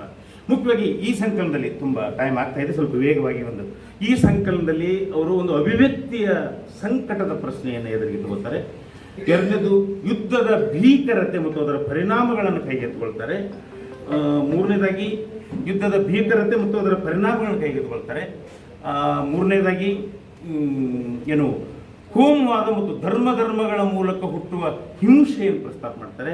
ಮತ್ತು ಹೆಣ್ಣು ಅಂದರೆ ಒಬ್ಬ ಕವಿಯ ಕಾವ್ಯವನ್ನು ನೋಡುವಾಗ ಅವನ ಸೃಜನಶೀಲತೆಯ ಕೇಂದ್ರಗಳು ಯಾವುವು, ಅವನ ಕಾನ್ಸಂಟ್ರೇಷನ್ ಯಾವುವು ಅನ್ನುವಾಗ ಉಳಿದ ಸಂಗತಿ ಯಥಾ ಪ್ರಕಾರ ಬರ್ತವೆ. ಇವು 4 ವಿಷಯಗಳನ್ನು ಈ 4 ಸಂಗತಿಗಳು ಇವತ್ತು ದೇಶವನ್ನು, ಜಗತ್ತನ್ನು ನಾಶ ಮಾಡ್ತಾ ಇರುವಂಥ ಭೀಕರ ರೋಗಗಳು. ಮತ್ತು ಅವುಗಳನ್ನು ಕುರಿತು ಧ್ಯಾನಿಸುವುದು, ಅವುಗಳಿಗೆ ಪರ್ಯಾಯಗಳನ್ನು ಹುಡುಕುವುದು ಇದೆಯಲ್ಲ, ಇದು ನಮ್ಮ ಕಾಲದ ಲೇಖಕನಾದವನೊಬ್ಬನು ಅಥವಾ ಮರ್ಯಾದಸ್ಥ ಮನುಷ್ಯರು ಅಂತ ಹೇಳಿದ್ರಲ್ಲ, ಮಾಡಲೇಬೇಕಾದ ಕರ್ತವ್ಯ. ಆ ಕರ್ತವ್ಯವನ್ನು ಇವರು ತಮ್ಮ ಕವಿತೆಗಳ ಮೂಲಕ ಮಾಡಿದ್ದಾರೆ ಅನ್ನೋದನ್ನು ನಾವು ನೋಡ್ತೇವೆ. ಸುಮಾರು 8ರಿಂದ 10 ಕವಿತೆಗಳು, ಯುದ್ಧ ಕವಿತೆಗಳು ಇದೆ. ಯುದ್ಧ ವಿರೋಧಿ ಕವಿತೆಗಳು ಅಂತ ಹೇಳಿ ಒಂದು ಸಂಕಲನೆ ಬಂದಿದೆ. ನನಗೂ ಯುದ್ಧ ಅಂದ್ರೆ ಪ್ರೀತಿ ಅಲ್ಲ, ಯುದ್ಧದ ದುರಂತವನ್ನು ಚಿತ್ರಿಸೋದು ಕೂಡ ನನಗೂ ಕೂಡ ಅದು ಬರವಣಿಗೆಯಲ್ಲಿ ತುಂಬ ಖುಷಿ ಕೊಡುವಂಥ ಕೆಲಸ. ಯಾಕಂದರೆ ಯುದ್ಧ ವಿಶ್ವಾತ್ಮಕವಾಗಿದೆ. ನಮಗೆಲ್ಲ ಗೊತ್ತಿದೆ, 1ನೇ ಮಹಾಯುದ್ಧ, 2ನೇ ಮಹಾಯುದ್ಧ, ಭಯಂಕರ ದೊಡ್ಡ ಯುದ್ಧಗಳು ಅಂತ ನಾವು ತಿಳ್ಕೊಂಡ್ಬಿಟ್ಟಿವಿ. ನಮ್ಮ ಭಾರತ ವಿಭಜನೆ ಆದಾಗ ನಡೆದಿರುವಷ್ಟು ಹಿಂಸೆ ಆ 2 ಮಹಾಯುದ್ಧಗಳು ನಡೆದಿಲ್ಲ. ಇತ್ತೀಚೆಗೆ ಯುದ್ಧ ಅನ್ನೋದು ಬರೀ ಭಾರತ ಪಾಕಿಸ್ತಾನಗಳ ಮಧ್ಯದ ಪರಿಕಲ್ಪನೆ ಅಲ್ಲ. ಆದರೆ ಏನಾಗುತ್ತೆ, ಯುದ್ಧಕೋರ ರಾಷ್ಟ್ರೀಯತೆಯನ್ನು ಯುವ ಜನಾಂಗದಲ್ಲಿ ಉದ್ದೀಪಿಸಿ ಯುವ ಮನಸ್ಸುಗಳು, ಯುವ ಜನಾಂಗ ಯಾಕೆ ಮುದಿ ಜನಾಂಗನು, ನಮ್ಮ ಹಳೆಬರು ನೋಡ್ರಿ ನೀವು, ಮುದುಕರು ಏನು ಮಾತಾಡ್ತಾರಪ್ಪ ಅಂದ್ರೆ ಭಾರತದ ಮುದುಕರು ಪಾಕಿಸ್ತಾನದ ವಿರುದ್ಧ, ಪಾಕಿಸ್ತಾನದ ಮುದುಕರು ಭಾರತದ ವಿರುದ್ಧ, ಯಾವಾಗ ನೋಡಿದ್ರು ಮತ್ತು ಕೊಂದು ಮಕ್ಕಳಿಗೂ ಅದನ್ನ ಕಲಿಸ್ತಾರೆ. ಅವ್ರು ಹೇಳ್ತಾರೆ ಅವ್ರು ತಪ್ಪ. ಅಂಥದೊಂದು ರೋಗಗ್ರಸ್ತ ಮನಸ್ಥಿತಿಯನ್ನು ಬಿತ್ತುವುದೇ ಯುದ್ಧಕೋರ ರಾಷ್ಟ್ರೀಯತೆಯ ಬಹಳ ಮುಖ್ಯವಾದ ಕೆಲಸ. ಸೊ ಆ ಮೂಲಕ ದೇಶದ ನಿರುದ್ಯೋಗದ ಬಗ್ಗೆ ಆಲೋಚನೆ ಮಾಡಬಾರ್ದು. ನೀವು ಮಂದಿರ ಮಸೀದಿ ಬಗ್ಗೆ ವಿಚಾರ ಮಾಡಿರಿ, ಭಾರತ ಪಾಕಿಸ್ತಾನದ ಬಗ್ಗೆ ವಿಚಾರ ಮಾಡಿರಿ, ಯುದ್ಧದ ಬಗ್ಗೆ ವಿಚಾರ ಮಾಡಿರಿ, ಧರ್ಮದ ಬಗ್ಗೆ ವಿಚಾರ ಮಾಡಿರಿ, ಪಟ್ಟಿ ಬಗ್ಗೆ ವಿಚಾರ ಮಾಡಬಾರ್ದು. ಮಾಡಲಾರದ ಹಾಗೆ ನೋಡಿಕೊಳ್ಳುವ ಒಂದು ವ್ಯವಸ್ಥಿತ ಅಂತಾರಾಷ್ಟ್ರೀಯ ರಾಜಕಾರಣ ಅದು 2 ದೇಶಗಳಿಗೂ ಬೇಕು, ಅಷ್ಟು ದೇಶಗಳಿಗೂ ಬೇಕು. ಸೊ ಅಂಥ ಒಂದು ರಾಜಕಾರಣವನ್ನು ಭಾಗವಾಗಿ ಯುದ್ಧಗಳು ನಡೀತವೆ. ಆ ಯುದ್ಧದ ಪರಿಣಾಮಗಳನ್ನು, ಅಂದರೆ ಯುದ್ಧ ನಡೆದಾಗ ಬಹುಶಃ ಬೂದಿ ಹರಡಿದ 2 ನೆಲೆಯಿಂದ ಈ ಸಂಕಲನದಲ್ಲಿ ಅದು ಪ್ರಸ್ತಾಪ ಆಗುತ್ತೆ. ಒಂದು ಯುದ್ಧದ ಮೂಲಕ ಸುಟ್ಟು ಹೋಗುವ ಮನುಷ್ಯರು ಮತ್ತು ಸಮಾಜದ ಬೂದಿ, ಇನ್ನೊಂದು ಧರ್ಮಗಳ ಮಧ್ಯದ ಹಿಂಸೆಯ ಮೂಲಕ ಸುಟ್ಟು ಹೋಗುವ ಬೂದಿ, 2ನ್ನು ಅವರು ಇದರಲ್ಲಿ ತರ್ತಾರೆ. ನಿನ್ನನ್ನು ಎಲ್ಲೋ ನೋಡಿದ ಹಾಗಿದೆಯಲ್ಲ, ಮೈಯೆಲ್ಲ ಸುಟ್ಟ ಗಾಯಗಳು, ಕಾಲು ಜಜ್ಜಿ ಕುಂಟುವ ರೀತಿ ಮೂಲಕ ಶೀಳಾಗಿ ಹೊಲಿಗೆ ಗುರುತು, ದಾಪುಗಾಲಿಕ್ಕಿ ನಡೆ, ಇನ್ನೂ ಯುದ್ಧದ ದಿನಗಳಿಗೂ ಬೂದಿ ಹರಡಿದ ಬೀದಿಯಲ್ಲಿ ಹೂ ಚಿಟ್ಟೆ ಪಾರಿವಾಳ ಕಾಣಸಿಗವು. ಬೂದಿ ಹರಡಿದ ಬೀದಿಯಲ್ಲಿ ಹೂ ಚಿಟ್ಟೆ ಪಾರಿವಾಳಗಳು ಕಾಣಸಿಗವು. ಆದರೂ ಬಂದಿದ್ದೇನೆ ಬೀದಿಗೆ ಹೆಣ ಎಡುವುತ್ತಾ.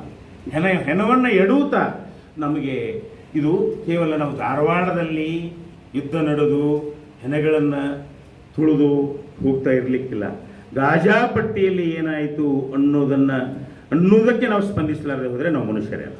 ನಿಜವಾದ ಕವಿಯೊಬ್ಬ ನನ್ನ ಕಾಲದಲ್ಲಿ ಲಕ್ಷಾಂತರ ಮಕ್ಕಳು, ಲಕ್ಷಾಂತರ ಜನಗಳು ಅಮಾಯಕವಾಗಿ ಕೈ ಕಳ್ಕೊಂಡವರು, ಕಾಲು ಕಳ್ಕೊಂಡವರು, ಕಣ್ಣು ಕಳ್ಕೊಂಡವರು, ಅರೆಜೀವವಾಗಿ ಹೆಣವಾಗಿ ಬಿದ್ದವರು, ಲಕ್ಷ ಹೆಣಗಳನ್ನು ನಾನು ಕಣ್ಣಾರೆ ನೋಡಿಕೊಂಡು, ಅದಕ್ಕೆ ಕವಿ ಅಂದ್ರೆ ಇದೆ, ಬರಹಗಾರ ಅಂದ್ರೆ ಇದೆ, ಅಥವಾ ನೈತಿಕ ಜವಾಬ್ದಾರಿ ಇರುವ ಮನುಷ್ಯ ಅಂದ್ರೆ ಇದೆ. ವಿಶ್ವದ, ನನ್ನ ಕಾಲದ ಎಲ್ಲ ಸಂಕಟಗಳ ಒಡನಾಳದಿಂದ ನನ್ನ ವ್ಯಕ್ತಿತ್ವ ಮತ್ತು ನಾನು ರೂಪುಗೊಳ್ಳಬೇಕು ಅನ್ನುವ ಒಂದು ವಿವೇಕ ಇದೆಯಲ್ಲ, ಅದು ಕಾವ್ಯದ ವಿವೇಕ, ಬರಹಗಾರನ ವಿವೇಕ, ಒಂದು ಸಾಂಸ್ಕೃತಿಕ ಮನಸ್ಸಿನ ವಿವೇಕ. ಅಂಥದ್ದೊಂದು ವಿವೇಕವನ್ನು ನಾವು ಇವರ ಕಾವ್ಯದಲ್ಲಿ ನೋಡ್ತೇವೆ. ಒಬ್ಬ ಯೋಧನ ಸಾವು, ಒಬ್ಬ ಯೋಧನ ಸಾವು ಹೆಂಗೆ ಅಂದರೆ ಅದನ್ನು ಚಂದ ಹೇಳ್ತಾರೆ ಅವರು. ಅಲ್ಲಿ ಒಬ್ಬ ಯೋಧ ಸಾಯ್ತಾ ಇದ್ದಾನೆ, ಜಗತ್ತಿನ ಭಾಳ ಚಂದ ಇದೆ. ಎದ್ದು ನಿಲ್ಲುವುದಿನ್ನು ಭೂಮಿಯ ನೆರಿಗೆಗಳಲ್ಲಿ ಕೊಳೆತ ಅಸ್ಥಿಪಂಜರ ಅಸ್ಪಷ್ಟ ಅಂದರೆ ಒಬ್ಬ ಸಾಯ್ತಾನೆ ಅಂದರೆ ಭೂಮಿಯ ನೆರಿಗೆಯಲ್ಲಿ ಕೊಳೆತ ಅಸ್ಥಿಪಂಜರ ಒಂದು ಇರುತ್ತೆ, ಒಂದು ಮನುಷ್ಯನ ಸಾವು ಅಂತ. ಹೀಗೆ ಯುದ್ಧದ ಭೀಕರತೆಯನ್ನು ಚಿತ್ರಿಸುವ ಭಾಳ ಮುಖ್ಯ ಕವಿತೆಗಳು ಅವರ ಸಂಕಲನದಲ್ಲಿವೆ. ಇನ್ನು ಯುದ್ಧದ ಆರ್ಥಿಕತೆ ಈಗಾಗಲೇ ಹೇಳಿಬಿಟ್ಟೆ, ಅದರ ಆರ್ಥಿಕ ಆಯಾಮ ಕೇಳ್ರಿ. ತುತ್ತೇ ಇರದ ಖಾಲಿ ತಟ್ಟೆಗಳಲ್ಲಿ ಭಾಳ ಒಳ್ಳೆ ಸಾಲುಗಳಿವೆ. ತುತ್ತೇ ಇರದ ಖಾಲಿ ತಟ್ಟೆಗಳಲ್ಲಿ ಇದೀಗಷ್ಟೇ ತರಿಸಿದ ಮಿರುಗುವ ವಿಮಾನಗಳು ಫಳಫಳನೆ ಹೊಳೆಯುತ್ತಿವೆ. ಈ ನೆಲದ, ಈ ಜಗತ್ತಿನ ಬಡ ದೇಶಗಳ ಬಡ ಮಕ್ಕಳ ಮನೆಗಳಲ್ಲಿ, ಕಾಟುಗಳಲ್ಲಿ ಅನ್ನ ಇಲ್ಲ, ರೊಟ್ಟಿ ಇಲ್ಲ. ಆದರೆ ಯುದ್ಧ ವಿಮಾನಗಳ ನಾವು ಹೇಳಿದ್ವಲ್ಲ, ಮಿಸೈಲ್ಸ್ ನೋಡ್ಬೇಕು. ನಮ್ಮಲ್ಲಿ ಆ್ಯಕ್ಚುಲಿ ಯಾರು ನಮ್ಮ ರಾಷ್ಟ್ರಾಧ್ಯಕ್ಷರು ಇದ್ರಲ್ಲ, ಅಬ್ದುಲ್ ಕಲಾಂ ಆಜಾದ್, ಭಾಳ ಮಿಸೈಲ್ಸ್ಗಳನ್ನು ಕಂಡು ಹಿಡಿದ್ರು. ಒಂದು ಭಯಂಕರ ಹೊಗಳ್ತಾ ಇರುವಾಗ ನಮಗೆಲ್ಲ ಸಂಕಟ ಆಗೋದು. ಜಗತ್ತಿನ ಜನರನ್ನು ಕೊಲ್ಲಲು ಶೋಧವೇ ಅನ್ನೋ ಒಂದು ನೈತಿಕ ಪ್ರಶ್ನೆ ನಮ್ಮನ್ನು ಕಾಡಲಾರದೆ ಹೋದರೆ ಅದು ವೈಭವೀಕರಣ.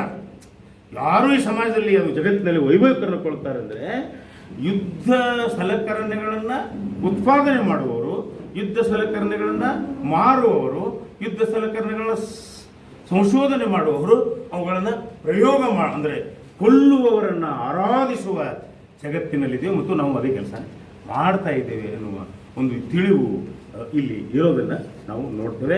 ಇನ್ನು ಅವರ ಎರಡನೆಯ ಸಂಗತಿ ಧಾರ್ಮಿಕ ಹಿಂಸೆ, ಕೋಮು ಹಿಂಸೆ. ಇವತ್ತು ನಮಗೆಲ್ಲ ನಾವು ಹಿಂದೂಗಳು ಇಲ್ಲ ಮುಸ್ಲಿಮರು, ಮನುಷ್ಯರೇ ಅಲ್ಲ. ನಾವು ಅಲ್ಲಿಗೆ ಬಂದು ತಲುಪಿಸಿಬಿಡಲಾಗಿದೆ ಎಲ್ಲರನ್ನೂ. ಎಲ್ಲಿಗೆ ಬಂದು ಮುಟ್ಟಿದೆ ಅಂತಂದರೆ ಇವತ್ತು ಮತ್ತೆ ಎಲ್ಲರೂ ಬಡವರ ಮಕ್ಕಳೇ. ಬೀದಿಯಲ್ಲಿ ಬಿದ್ದು ಸೈನಿಕರು ಕೂಡ, ಯುದ್ಧ ಮಾಡೋರು ಕೂಡ ಸೈನಿಕ ನಂದೇ ಒಂದು ಕವಿತೆ ಸಾಲ, ಸೈನಿಕ ಮಹಾದೇಶ ಪ್ರೇಮಿ. ಹಾಗಾದರೆ ಈ ದೇಶವನ್ನು ಆಳುವ ಮಂತ್ರಿಗಳು, ಅಧಿಕಾರಿಗಳು, ಶಿಕ್ಷಕರು ನೀವೆಲ್ಲ ಯಾಕಪ್ಪ ನಿಮ್ಮ ಮಕ್ಕಳನ್ನು ಕಳಿಸಿಲ್ಲ ಸೈನ್ಯಕ್ಕೆ? ದೇಶದ್ರೋಹಿಗಳ ನೀವು. ಬಡವರ ಮಕ್ಕಳ ಮಾರಣ ಹೋಮದ ಒಂದು ಕಥನ ಯುದ್ಧ ಅನ್ನುವಂಥದ್ದು. ಇಲ್ಲಿ ಕೂಡ ಇವತ್ತು ಕೋಮು ಗಲಭೆಗಳಿಗೆ ಪ್ರೇರೇಪಿಸುವ ರಾಜಕಾರಣಿಗಳು ಅವ್ರ ಮಕ್ಕಳನ್ನ ಎಂದಾದರೂ ಬೀದಿಯಲ್ಲಿ ಇಳಿಸಿದ್ದಾರಾ? ಈ ಪ್ರಶ್ನೆಯನ್ನು ನಾವು ಕೇಳ್ಕೊಳ್ಳಾರ್ದೆ ಹೋದರೆ ಯಾವ ರಾಜಕಾರಣಿ, ಯಾವ ಅಧಿಕಾರಿ, ಯಾವ ಅದು ಹಸಿರೋ ಕೇಸರಿನೋ ಯಾವ ಬಣ್ಣನೋ ಯಾವುದೇ ಬಣ್ಣವನ್ನು ಹಿಡಿದು ಮುನ್ನುಗ್ಗಿ ಹೊಡೆದಾಡಿ ಸಾಯಿರಿ ಅಥವಾ ಧರ್ಮಕ್ಕಾಗಿ ಪ್ರಾಣವನ್ನು ಕಳೆಯಿರಿ ಅಂತ ಘೋಷಣೆ ಮಾಡುವ ಒಬ್ಬನೇ ಒಬ್ಬ ಮನುಷ್ಯ ತನ್ನ ಪ್ರಾಣವನ್ನು ಕಳ್ಕೊಂಡಿಲ್ಲ. ಅವರ ಮಕ್ಕಳ ಮರಿಗಳ ಪ್ರಾಣ ಕಳೆದಿಲ್ಲ. ಬಡವರ ಮಕ್ಕಳ ಹೆಣಗಳ ಮೇಲೆ ಅವರ ರಾಜಕೀಯ ನಡೀತಾ ಇದೆ. ಅದನ್ನು ಕೂಡ ಇವರು ತುಂಬ ಸೂಕ್ಷ್ಮವಾಗಿ ಗುರುತಿಸ್ತಾರೆ. ಬೂದಿ ಹರಡಿದ ಬೀದಿಯಲ್ಲಿ ನಾನು ನಡೆದು ಹೋಗುತ್ತಿದ್ದೇನೆ, ಬರಿಗಾಲು ನನ್ನ ಕಾಲಿನ ಗೆರೆಗಳ ಮೂಡಿಸುತ್ತಾ ನುಣುಕು ಬೂದಿಯಲ್ಲಿ. ಇದೆಲ್ಲ ಅವರದೇ ದೇಶ ಪ್ರೇಮ. ನಾವೆಲ್ಲ ಒಂದು, ನಾವೆಲ್ಲ ಬಂದು, ಎಂದವರದು ಕೊಂದವರದು. ಈಗ ಒಂದೇ ಬಣ್ಣ. ಇದು ಬಹಳ ಚೆನ್ನಾಗಿದೆ. ಈಗ ಒಂದೇ ಬಣ್ಣ, ಬೂದು. ಎಲ್ಲ ಕಡೆ ಬೂದು ಬಣ್ಣ. ಕೇಸರಿನೂ ಇಲ್ಲ, ಹಸಿರು ಇಲ್ಲ, ಬಿಳಿನೂ ಇಲ್ಲ, ಬೂದು ಬೂದು ಬೂದು ಬೂದು. ಇಡೀ ವಿಶ್ವವೇ ಈ ಹಿಂಸೆಯ ಸುಟ್ಟು ಹೋಗುವ ಬೂದು ಬಣ್ಣದಲ್ಲಿ ನರಳುತ್ತಾ ಇರೋದನ್ನು ಅವರ ಕವಿತೆಗಳು ಹೇಳ್ತವೆ. ಮೂರನೇದಾಗಿ ಹೆಣ್ಣು ಒಂದು ಸ್ತ್ರೀವಾದಿ ದೃಷ್ಟಿಕೋನ ಅನ್ನೋಕ್ಕಿಂತನೂ ಒಟ್ಟಾರೆ ಹೆಣ್ಣು ವೈಯಕ್ತಿಕವಾಗಿ ಸ್ವಗತ ದಾಟಿಯಲ್ಲಿ ಹೇಳುವ ಅತ್ಯುತ್ತಮವಾದ ಕವಿತೆಗಳಿವೆ. ಹೆಣ್ಣನ್ನು ಕುರಿತು ಗಂಡು ತನ್ನ ಪಾಪ ಪ್ರಜ್ಞೆಯನ್ನು, ತನ್ನ ಹೆಣ್ಣನ್ನು ನಾವು ನೋಡ್ಕೊಳ್ತಾ ಇರೋ ಕ್ರಮಗಳು ಸರಿ ಇಲ್ಲ ಅನ್ನುವ ಒಂದು ಅರಿವಿನಿಂದ ಮಾತನಾಡುವಂಥ ಕವಿತೆಗಳಿವೆ. ಮತ್ತು ಈಗ ಕೊನೆಯದಾಗಿ ನಾನು ಈ ಎರಡು ಸಂಕಲನದಲ್ಲಿ ಒಂದೊಂದು ಮಾತನ್ನು ಹೇಳಿ ನನ್ನ ಮಾತನ್ನು ಮುಗಿಸ್ತೇನೆ. ಅರ್ಥವಿಲ್ಲ, ಸ್ವಾರ್ಥವಿಲ್ಲ, ಬರೆಯ ಭಾವಗೀತ. ತೀರ ಇಲ್ಲಿಯವರೆಗೆ ನಾವೇನನ್ನು ನೋಡಿದ್ದೀವಿ ಅದರ ಯಾವ ಲವಲೇಶವೂ ಇರಲಾರ್ದೆ ನನಗೆ ಆಶ್ಚರ್ಯಕರ ಅನ್ನೋ ರೀತಿಯಲ್ಲಿ ಮತ್ತೊಂದೇ ಭಾಷೆ, ಮತ್ತೊಂದೇ ಲೋಕ, ಮತ್ತೊಂದೇ ನೆಲೆ. ಇದು ಭಾಳ ಕಷ್ಟ. ಯಾವ ಲೇಖಕನಿಗೂ ಕಷ್ಟ ಇದೆ. ಇದು ಹೆಂಗೆ ಸಾಧ್ಯತೆ ಗೊತ್ತಿಲ್ಲ ನನಗೆ. ಇಲ್ಲಿ ಭಾಷೆನೇ ಬೇರೆ, ಇಲ್ಲಿ ಆಲೋಚನಾ ಕ್ರಮನೇ ಬೇರೆ. ಅದು ನಾನು ಅದು ಅವ್ರು ಹೇಳ್ತಾರೆ, ಜೀನ್ ಪಾಲ್ ಸಾರ್ತ್ರೆಯನ್ನು ಕೂಡ ಕೋಟ್ ಮಾಡ್ತಾರೆ. ಸಾರ್ತ್ರೆಯವರ ಇನ್ಫ್ಲೂಯೆನ್ಸ್ ಇರೋದನ್ನು ಅಲ್ಲಿ ಗ್ರಹಿಸ್ಬೋದು. ಅವ್ರ ಕವಿತೆಯೊಳಗೂ ಗ್ರಹಿಸ್ಬೋದು, ಅವ್ರು ಕೋಟ್ ಮಾಡುವ ವಿಧಾನದೊಳಗೂ ಗ್ರಹಿಸ್ಬೋದು. ಒಂದು ಕವಿ ಅಂದರೆ ನಾನು ನನ್ನ ತನದ ಹುಡುಕಾಟ, ನನ್ನನ್ನು ಉಳಿಸ್ಕೋಬೇಕು, ನಾನು ಉಳಿಬೇಕು, ನಾನು ಬದುಕಬೇಕು, ನಾನು ಕವಿಯಾಗಿ ಬದುಕಬೇಕು, ನಾನು ಮನುಷ್ಯನಾಗಿ ಬದುಕಬೇಕು, ನಾನು ಸಮಾಜದಲ್ಲಿ ಒಬ್ಬ ವ್ಯಕ್ತಿಯಾಗಿ ಬದುಕಬೇಕು, ಒಂದು ದೊಡ್ಡ ವ್ಯಕ್ತಿತ್ವವನ್ನು ರೂಪಿಸಿಕೊಂಡು ಬದುಕಬೇಕು. ಅದಕ್ಕೆ ಏನು ಮಾಡ್ಬೇಕು ನಾನು ಅನ್ನುವ ಚಿಂತನೆ ಅವರ ಆಶಯ. ಮೊದಲೇ ಕವಿತೆ ಮತ್ತು ಅದನ್ನು ಓದುವುದಿಲ್ಲನು. ಯಾವ ಗುಣ ಮನೆಯರಿಗ ಮನವೊಂದು ಸಾಧಿಸುವ ಹಠವೊಂದು ನಿಜದ ನೇರಕ್ಕೆ ನಡೆಯುವ ನಿಶ್ಚಲತೆಯೊಂದು ಅನ್ಯಾಯಕ್ಕೆಂದೆಂದು ಭಾಗದೆಚ್ಚರವೊಂದು ಸ್ನೇಹಕ್ಕೆ ಮರುಕಕ್ಕೆ ವೀಶಿಯವರ ಇದೆಯಲ್ಲ, ಅದು ಕೂಡ ಅಂದರೆ ತನ್ನನ್ನು ಈ ಎಲ್ಲ ಗುಣಗಳ ಮೂಲಕ ನನ್ನನ್ನು ಕಟ್ಟಿಕೊಳ್ಬೇಕು ಅನ್ನುವ. ಇಲ್ಲಿ ಕೂಡ ಇವರ ಇಡೀ ಕವಿತೆ ಯಾವ ಗುಣಗಳ ಮೂಲಕ ನಾನು ಈ ಸಮಾಜದಲ್ಲಿ ಒಂದು ಸಾಂಸ್ಕೃತಿಕ ಅಥವಾ ಒಂದು ಸಾಮಾಜಿಕ ಜೀವವಾಗಿ ನನ್ನ ಅಸ್ತಿತ್ವವನ್ನು ಉಳಿಸಿಕೊಳ್ಬೇಕು ಅನ್ನುವ ಶೋಧವನ್ನು ಅವರು ಮಾಡ್ತಾರೆ. ಹಾಗೆಯೇ ಯಾವುದು ಹೀಗೆ ಹುಡುಕುವಾಗ ಸಾಗರದ ಆಳ ವಿಸ್ತಾರ ಕಂಡು ನಾಚಿ ತೆರೆಹಳ್ಳ ನದಿ ಹರಿಯದೆ ಹೋಗಿದ್ದರೆ, ಈ ನಮ್ಮ ಲೇಖಕರಿಗೂ ಕೂಡ ಈ ದೊಡ್ಡ ಸಮಸ್ಯೆ ಇದೆ. ಬೇಂದ್ರೆ ಅಂತ ಆಲದ ಮರ ಇರುವಾಗ ಪಕ್ಕದಲ್ಲಿ ಬೇರೆ ಮರಗಳು ಬೆಳೆಯೋದು ಕಷ್ಟ, ಇದು ಎಲ್ಲ ಕಾಲದಲ್ಲಿ. ಅದಕ್ಕೆ ಕಣಿವೆಯವ್ರದ್ದು ಆ ಗಿಡ ಈ ಗಿಡ ಒಂದೊಂದು ಜೇಂಗುಡ, ಎಷ್ಟು ಸಂಗಡದಿಂದ ನಮಗೆ ಪ್ರಕೃತಿ ಗೀತೆ ಕೇಳ್ತದೆ. ಆ ಗಿಡ ಈ ಗಿಡ ಒಂದೊಂದು ಜೇಂಗುಡ ಇರಬಹುದು. ಎಲ್ಲ ಗಿಡಗಳು ಸಮಾನವಾಗಿ ನೋಡಬೇಕು ಅನ್ನುವ ಒಂದು ಆಳದ ತೀವ್ರತೆ ಐತಲ್ಲ, ಅಂಥದ್ದೊಂದು ಹುಡುಕಾಟ ಕೂಡ ನಾನೊಬ್ಬ ಕವಿಯಾಗಿ ಎಸ್ಟಾಬ್ಲಿಷ್ ಆದ್ನ. ಈಗಿರುವ ಕವಿಗಳ ಮಧ್ಯೆ ನಾವೊಂದು ಗುರುತಿಸುವಿಕೆ ಇದೆಯಾ? ಇದು ಎಲ್ಲರ ಸಂಕಟ, ಪ್ರತಿಯೊಬ್ಬ ಕವಿಯ ಸಂಕಟ. ಅದನ್ನು ಅವರು ಭಾಳ ನೀಟಾಗಿಯೇ ಭಾಳ ಪ್ರಾಮಾಣಿಕವಾಗಿಯೇ ಹೇಳ್ತಾರೆ. ಸಾಗರದ ಆಳ ವಿಸ್ತಾರ ಕಂಡು ನಾಚಿ ತೆರೆ ಹಳ್ಳ ನದಿ ಹರಿಯದೆ ಹೋಗಿದ್ದರೆ, ಒಂದು ಸಾಗರವನ್ನು ಕಂಡು ಹಳ್ಳ ಹರಿಲಾರದೆ ಹೋದರೆ ಏನು ಹಳ್ಳ ಸತ್ತು ಹೋಗ್ಬಿಡತ್ತೆ. ನನ್ನ ನಡುವೆ ಭಾಳ ದೊಡ್ಡ ಸಾಹಿತ್ಯಿಕ ಸಾಧನೆ ಮಾಡಿದವರಿದ್ದಾರೆ.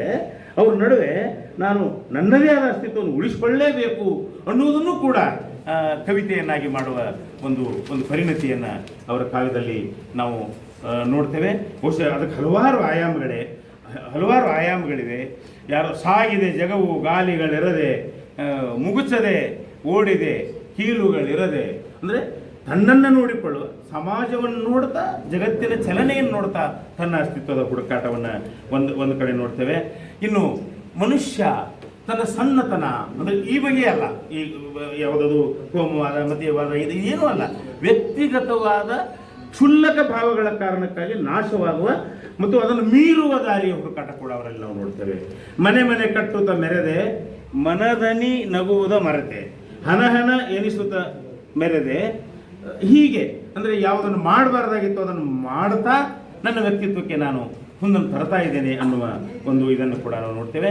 ಬಹುಶಃ ಇನ್ನು ಕೊನೆಯ ಸಂಕಲನ ಇದ್ರ ಬಗ್ಗೆ ಸಾಕಷ್ಟು ಒಂದು ಅಸ್ತಿತ್ವವಾದಿ ನೆಲೆಯಲ್ಲಿ ಅವರು ಏನೇನು ಮಾಡಿದರು ಅಂತ. ಈ ಭಾಳ ಮುಖ್ಯವಾಗಿ ಚರಿತ್ರೆಯ ಕ್ರೌರ್ಯದಿಂದ, ನಮ್ಮ ಕಾಲಘಟ್ಟದ ಸಾಮಾಜಿಕ ಆಕ್ರಮಣದಿಂದ ಪಾರಾಗಿ ನನ್ನನ್ನು ಹೇಗೆ ಉಳಿಸ್ಕೊಳ್ಬೇಕು ಅನ್ನುವ ತಿಳುವಳಿಕೆ ಕೂಡ ಅವರ ಕವಿತೆಯಲ್ಲಿ ತುಂಬ ಒಳ್ಳೆಯ ಕವಿತೆ ಅದು. ಅತ್ಯಂತ ಶ್ರೇಷ್ಠ ಲೇಖಕರ ಪುಸ್ತಕಗಳನ್ನು ಪರಿಚಯಿಸುವಂತಹ, ಅದರೊಡನೆ ಭಾರತೀಯ ಶ್ರೇಷ್ಠ ಲೇಖಕರ ಪುಸ್ತಕಗಳನ್ನು ಓದಿ, ಕೆಲವು ಕನ್ನಡದ ಶ್ರೇಷ್ಠ ಪುಸ್ತಕಗಳನ್ನು ಓದಿ ಬರೆದಿರುವ ಸುಮಾರು 27 ಲೇಖನಗಳ ಒಂದು ಸಂಕಲನ, 25 ಲೇಖನಗಳ ಪುಸ್ತಕ ಪರಿಚಯಾತ್ಮಕವಾದ ಒಂದು ಲೇಖನ ಸಂಕಲನ ಮನಸೆಳೆದ ಓದು ಅನ್ನುವಂಥದ್ದು. ಈ 3 ಪುಸ್ತಕಗಳನ್ನು ಕುರಿತಂತೆ ನನ್ನ ಮಾತುಗಳನ್ನು ನಾನು ಸರಿಯಾಗಿ ನನಗೆ ಕೊಟ್ಟಂಥ ಸಮಯದೊಳಗನ ಮುಗಿಸುವ ಭರವಸೆಯನ್ನು ತಮಗೆ ಕೊಡ್ತೇನೆ.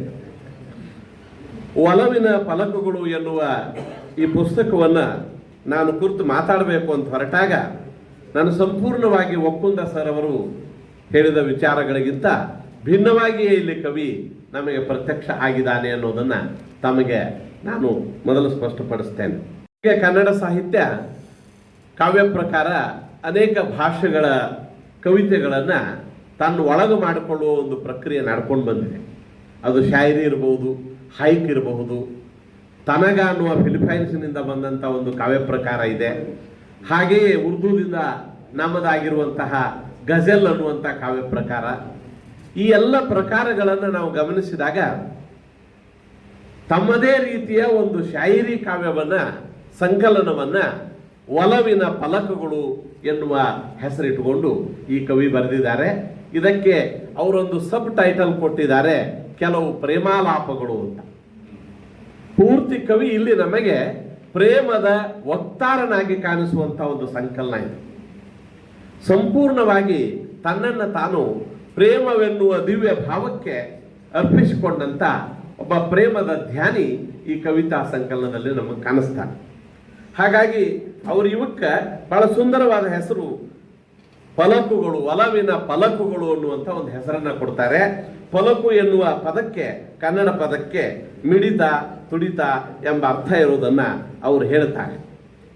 ಜಗತ್ತಿನಲ್ಲಿ ಮುಪ್ಪಿಲ್ಲದ, ಸಾವಿಲ್ಲದ, ಸದಾ ಯೌವನದ ಸ್ಥಿತಿಯಲ್ಲಿಯೇ ಇರುವ ಒಂದು ಭಾವವೆಂದರೆ ಅದು ಪ್ರೇಮ.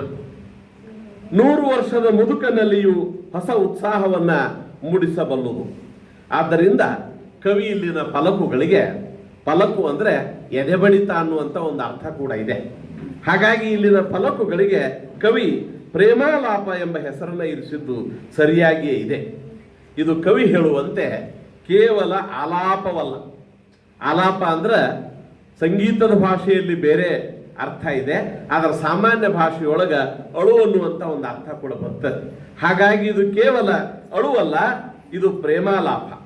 ಈ ಪದ ಪ್ರಯೋಗವನ್ನು ಮಾಡಿ ಕವಿ 53 ಚಿಕ್ಕ ಚಿಕ್ಕ ಪದ್ಯಗಳನ್ನು, ತನ್ನ ಎದೆಯ ಫಲಕುಗಳನ್ನ, ತನ್ನ ಎದೆಯ ದುಡಿತವನ್ನ, ತನ್ನ ಎದೆಯ ಭಾವಗಳನ್ನ 53 ಪದ್ಯಗಳಲ್ಲಿ ಇಲ್ಲಿ ಚಿತ್ರಿಸ್ತಾರೆ.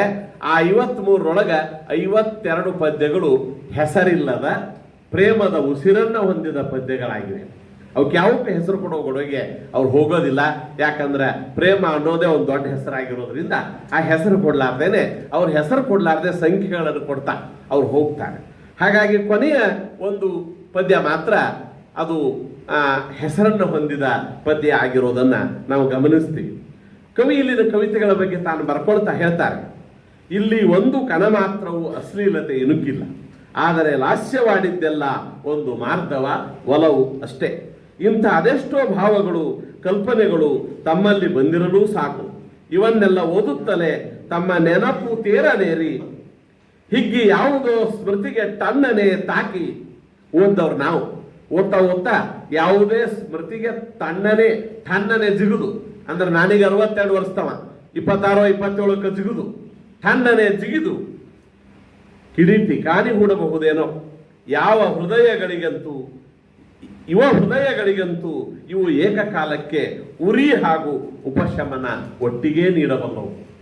ಬಹುಶಃ ಜಗತ್ತಿನೊಳಗ ಏಕಕಾಲಕ್ಕೆ ಉರಿ ಮತ್ತು ಉಪಶಮನ ಎರಡನ್ನೂ ಕೊಡುವಂಥದ್ದನ್ನು ಪ್ರೇಮ ಮಾತ್ರ. ಗಾಯವನ್ನೂ ಮಾಡುವ, ಅದಕ್ಕೆ ತಕ್ಕ ಮುಲಾಮನ್ನೂ ಹಚ್ಚುವ ಒಂದೇ ಶಕ್ತಿ ಇರೋದು ಅದು ಪ್ರೇಮಕ್ಕೆ ಮಾತ್ರ ಅನ್ನುವಂಥದ್ದನ್ನ ಈ ಪ್ರೇಮದ ಪ್ರವಾದಿ ಇಲ್ಲಿ ನಮಗೆ ಹೇಳ್ತಾರೆ. ಪ್ರೇಮ ರಸವನ್ನು ಜಿನುಗಿಸುವ ದಾಳಿಂಬೆಗಳು ಬಾಯಲ್ಲಿ ಹಾಕಿ ಸವಿದರೆ ರುಚಿ ಅರಿಯಬಹುದು. ಒಂದೊಂದು ಕವಿತೆಯ ಗಾತ್ರ ಚಿಕ್ಕದು, ಪ್ರತಿಯೊಂದನ್ನು ಕವಿ ತುಂಬಾ ಮಾಧುರ್ಯ ರಸಿಕತೆಯಿಂದ ಹಿಡಿದಿಡುವ ಪ್ರಯತ್ನ ಮಾಡ್ತಾನೆ. ಪ್ರತಿ ಕವಿತೆಯ ಆರಂಭದಲ್ಲಿ ಕವಿ ಬರೆಯುವ ಸಾಲು ಏನಂದ್ರೆ, ಎನ್ನ ಆಗಸದ ಮಳೆಬಿಲ್ಲೆ, ನನ್ನ ಆಕಾಶದ ನಕ್ಷತ್ರವೇ, ನನ್ನ ಆತ್ಮದ ಅಮರಕೃತಿಯೇ. ನಮ್ಮ ವಕುನ್ ಸರ್ ಅವ್ರು ಮಾತಾಡುವಾಗ ನಾನು ನಿಮಗಿಂತ ತುಂಬ ಬೇರೆನೇ ಇದ್ದೀನಿ ಸರ್ ಅಂತ, ನನ್ನ ಪರಿಚಯ ಬೇರೆ ದಾರಿನೇ ಹಿಡಿದಿದೆ ಸರ್ ಅಂತ ನಾನು ಅನ್ಕೊಳ್ತಾ ಇದ್ದೀನಿ. ಹೀಗೆ ತಮ್ಮ ಪ್ರೀತಿಯನ್ನ ಅವರು ಬೇರೆ ಬೇರೆ ಪದಗಳಲ್ಲಿ ಭಾವುಕವಾಗಿ ವರ್ಣಿಸುತ್ತಾರೆ. ಅವರ ಕಲ್ಪನೆಯ ಪ್ರೇಮಕ್ಕೆ ಮುಪ್ಪೆಂಬುದೇ ಇಲ್ಲ. ಬಹುಶಃ ಯಾರ ಕಲ್ಪನೆಯ ಪ್ರೇಮಕ್ಕೂ ಆ ಮುಪ್ಪು ಇರಲಿಕ್ಕೆ ಸಾಧ್ಯ ಇಲ್ಲ. ನನ್ನಾಗಸದ ಬೆಳ್ಳಿ ಚುಕ್ಕಿಯೇ, ನೀ ಎಂದೂ ಸೊರಗಿಲ್ಲ, ಒಣಗಿಲ್ಲ, ಬಾಡಿಲ್ಲ, ಎದುರಿಲ್ಲ, ನಾನೆಂಬ ಕತ್ತಲಲ್ಲಿ ಮಿನುಗುತ್ತಲೇ ಇರುವೆ ಅಂತ ಬಣ್ಣಿಸ್ತಾರೆ. ತನ್ನ ಅಮರ ಪ್ರೀತಿಯನ್ನು ಕುರಿತು ಅದೆಷ್ಟು ಹಾಡಿದರೂ ಕವಿಗೆ ತೃಪ್ತಿ ಇಲ್ಲ. ನಿನ್ನ ಬಗ್ಗೆ ಹಾಡೆಂದರೆ ನನಗೆ ಹಗಲಿಲ್ಲ, ರಾತ್ರಿ ಇಲ್ಲ, ಮಳೆ ಇಲ್ಲ, ಬಿಸಿಲಿಲ್ಲ ಅಂತ ಘೋಷಿಸ್ತಾರೆ. ಅವರ ಪ್ರೀತಿ ಅಲ್ಲಿ ದ್ರೋಹವೇ ಇಲ್ಲ ಎನ್ನುವ ಕವಿ ನನ್ನ ಪ್ರೀತಿ ದ್ರೋಹ ಅರಿತಿಲ್ಲ ಎಂದು ಸಾಧಿಸುತ್ತಾರೆ. ಹೀಗಾಗಿ ಪ್ರೀತಿ ಸದಾ ಸುಖವನ್ನೇ, ಸಂತೋಷವನ್ನೇ ಕೊಡುತ್ತದೆ ಎನ್ನುವ ಕವಿ ಏಕಮುಖಿ ಚಿಂತನೆಯನ್ನ ಈ ಕಾವ್ಯದಲ್ಲಿ ಕೊಡ್ತಾರೇನೋ ಅಂತ ಒಮ್ಮೊಮ್ಮೆ ಅನಿಸ್ತಾ ಇದ್ರು ಕೂಡ ಮತ್ತೊಮ್ಮೆ ಅವರ ಆ ಪುಸ್ತಕದ ಮುಂದಿನ ಪುಟಗಳಿಗೆ ಸಾಗಿದಾಗ ಅಲ್ಲಿ ನೋವು ಅರಿವಿಗೆ ಬಂದ ಕೆಲವು ಕವಿತೆಗಳು ಇರುವುದನ್ನು ನಾವು ಗಮನಿಸ್ತೇವೆ. ಅವ್ರು ಹೇಳ್ತಾರೆ, ಓ ಅನುಗದ ಪ್ರೀತಿಯ ಅಲಗೆ. ಅಲಗು ಎನ್ನುವ ಪದವನ್ನ ಅವ್ರು ಬಳಸ್ತಾರೆ. ಅಲಗು ಅನ್ನುವ ಪದಕ್ಕೆ ಕತ್ತಿ ಅನ್ನುವಂಥದ್ದು ಅರ್ಥ ಇರೋದನ್ನ, ಚುಚ್ಚುವ ಸಾಧನ ಅನ್ನುವಂಥ ಅರ್ಥ ಇರೋದನ್ನ ನಾವು ಗಮನಿಸ್ತೇವೆ. ಹಾಗಾಗಿ ಓ ಅನುಗದ ಪ್ರೀತಿಯ ಅಲಗೆ, ಬಸವಣ್ಣವರು ಒಂದು ವಚನದೊಳಗೆ ಭಕ್ತಿ ಎಂಬುದ ಮಾಡಬಾರದು, ಅದು ಹೋಗುತ್ತಲೂ ಕೊಯ್ಯುವ ಬರುತ್ತಲೂ ಕೊಯ್ಯುವ ಗರಗಸ ಅಂತ ಹೇಳಿದ ರೂಪಕವನ್ನ ಕವಿ ಬಳಸಿಕೊಂಡು, ಓ ಅನುಗದ ಪ್ರೀತಿಯ ಅಲಗೆ, ಹೋಗುವಾಗಲೂ ಕೊರೆವ ಬರುವಾಗಲೂ ಕೊರೆವ ನಿರ್ಜೀವ ಗರಗಸದ ಅಲಗೆ. ಬಹುಶಃ ಪ್ರೀತಿಗೆ ಜೀವ ಇಲ್ಲ, ಪ್ರೀತಿ ಮಾಡುವವರಿಗೆ ಜೀವ ಇದೆ.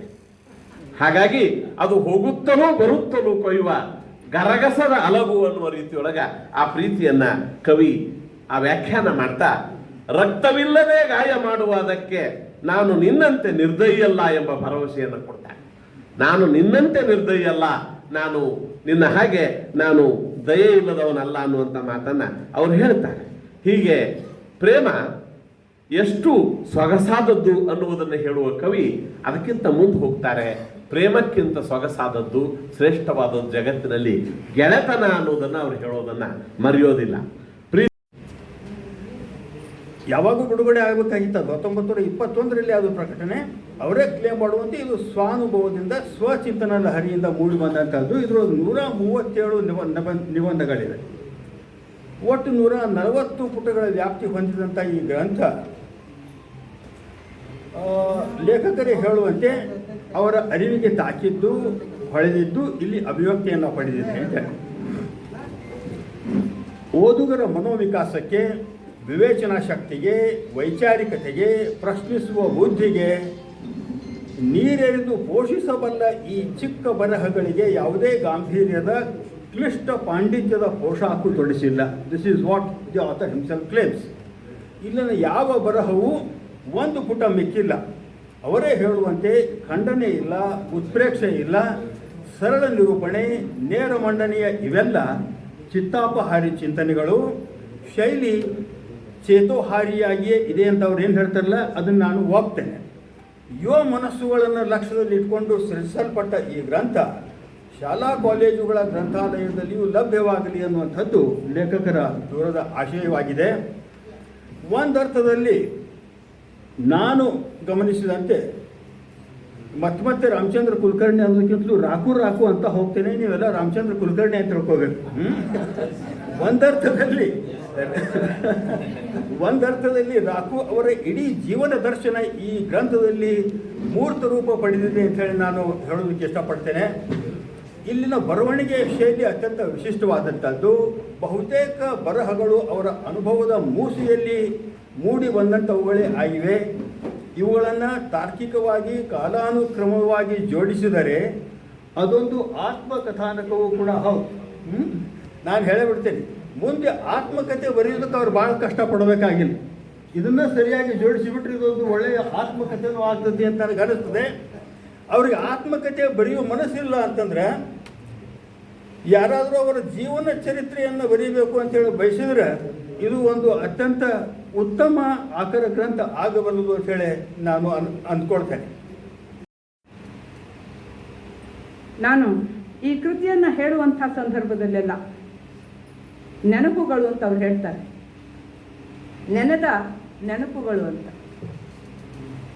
ಆ ನೆನೆದ ನೆನಪುಗಳಲ್ಲಿಯೂ ಕೂಡ ಅವರು ಇಂದಿರಾ ಗಾಂಧಿಯ ಕುರಿತಾಗಿ, ಆಕೆಯ ವಿಚಾರಗಳ ಕುರಿತಾಗಿ, ಆಕೆ ಕೈಗೊಂಡಂತಹ ಕಾರ್ಯಗಳ ಕುರಿತಾಗಿ, ಆಕೆಯ ಬದುಕು, ಸಾಧನೆ ಮತ್ತು ಸಿದ್ಧಿಗಳ ಕುರಿತಾಗಿಯೂ ಕೂಡ ಅವರಲ್ಲಿ ದಾಖಲಿಸ್ತಾ ಹೋಗ್ತಾರೆ.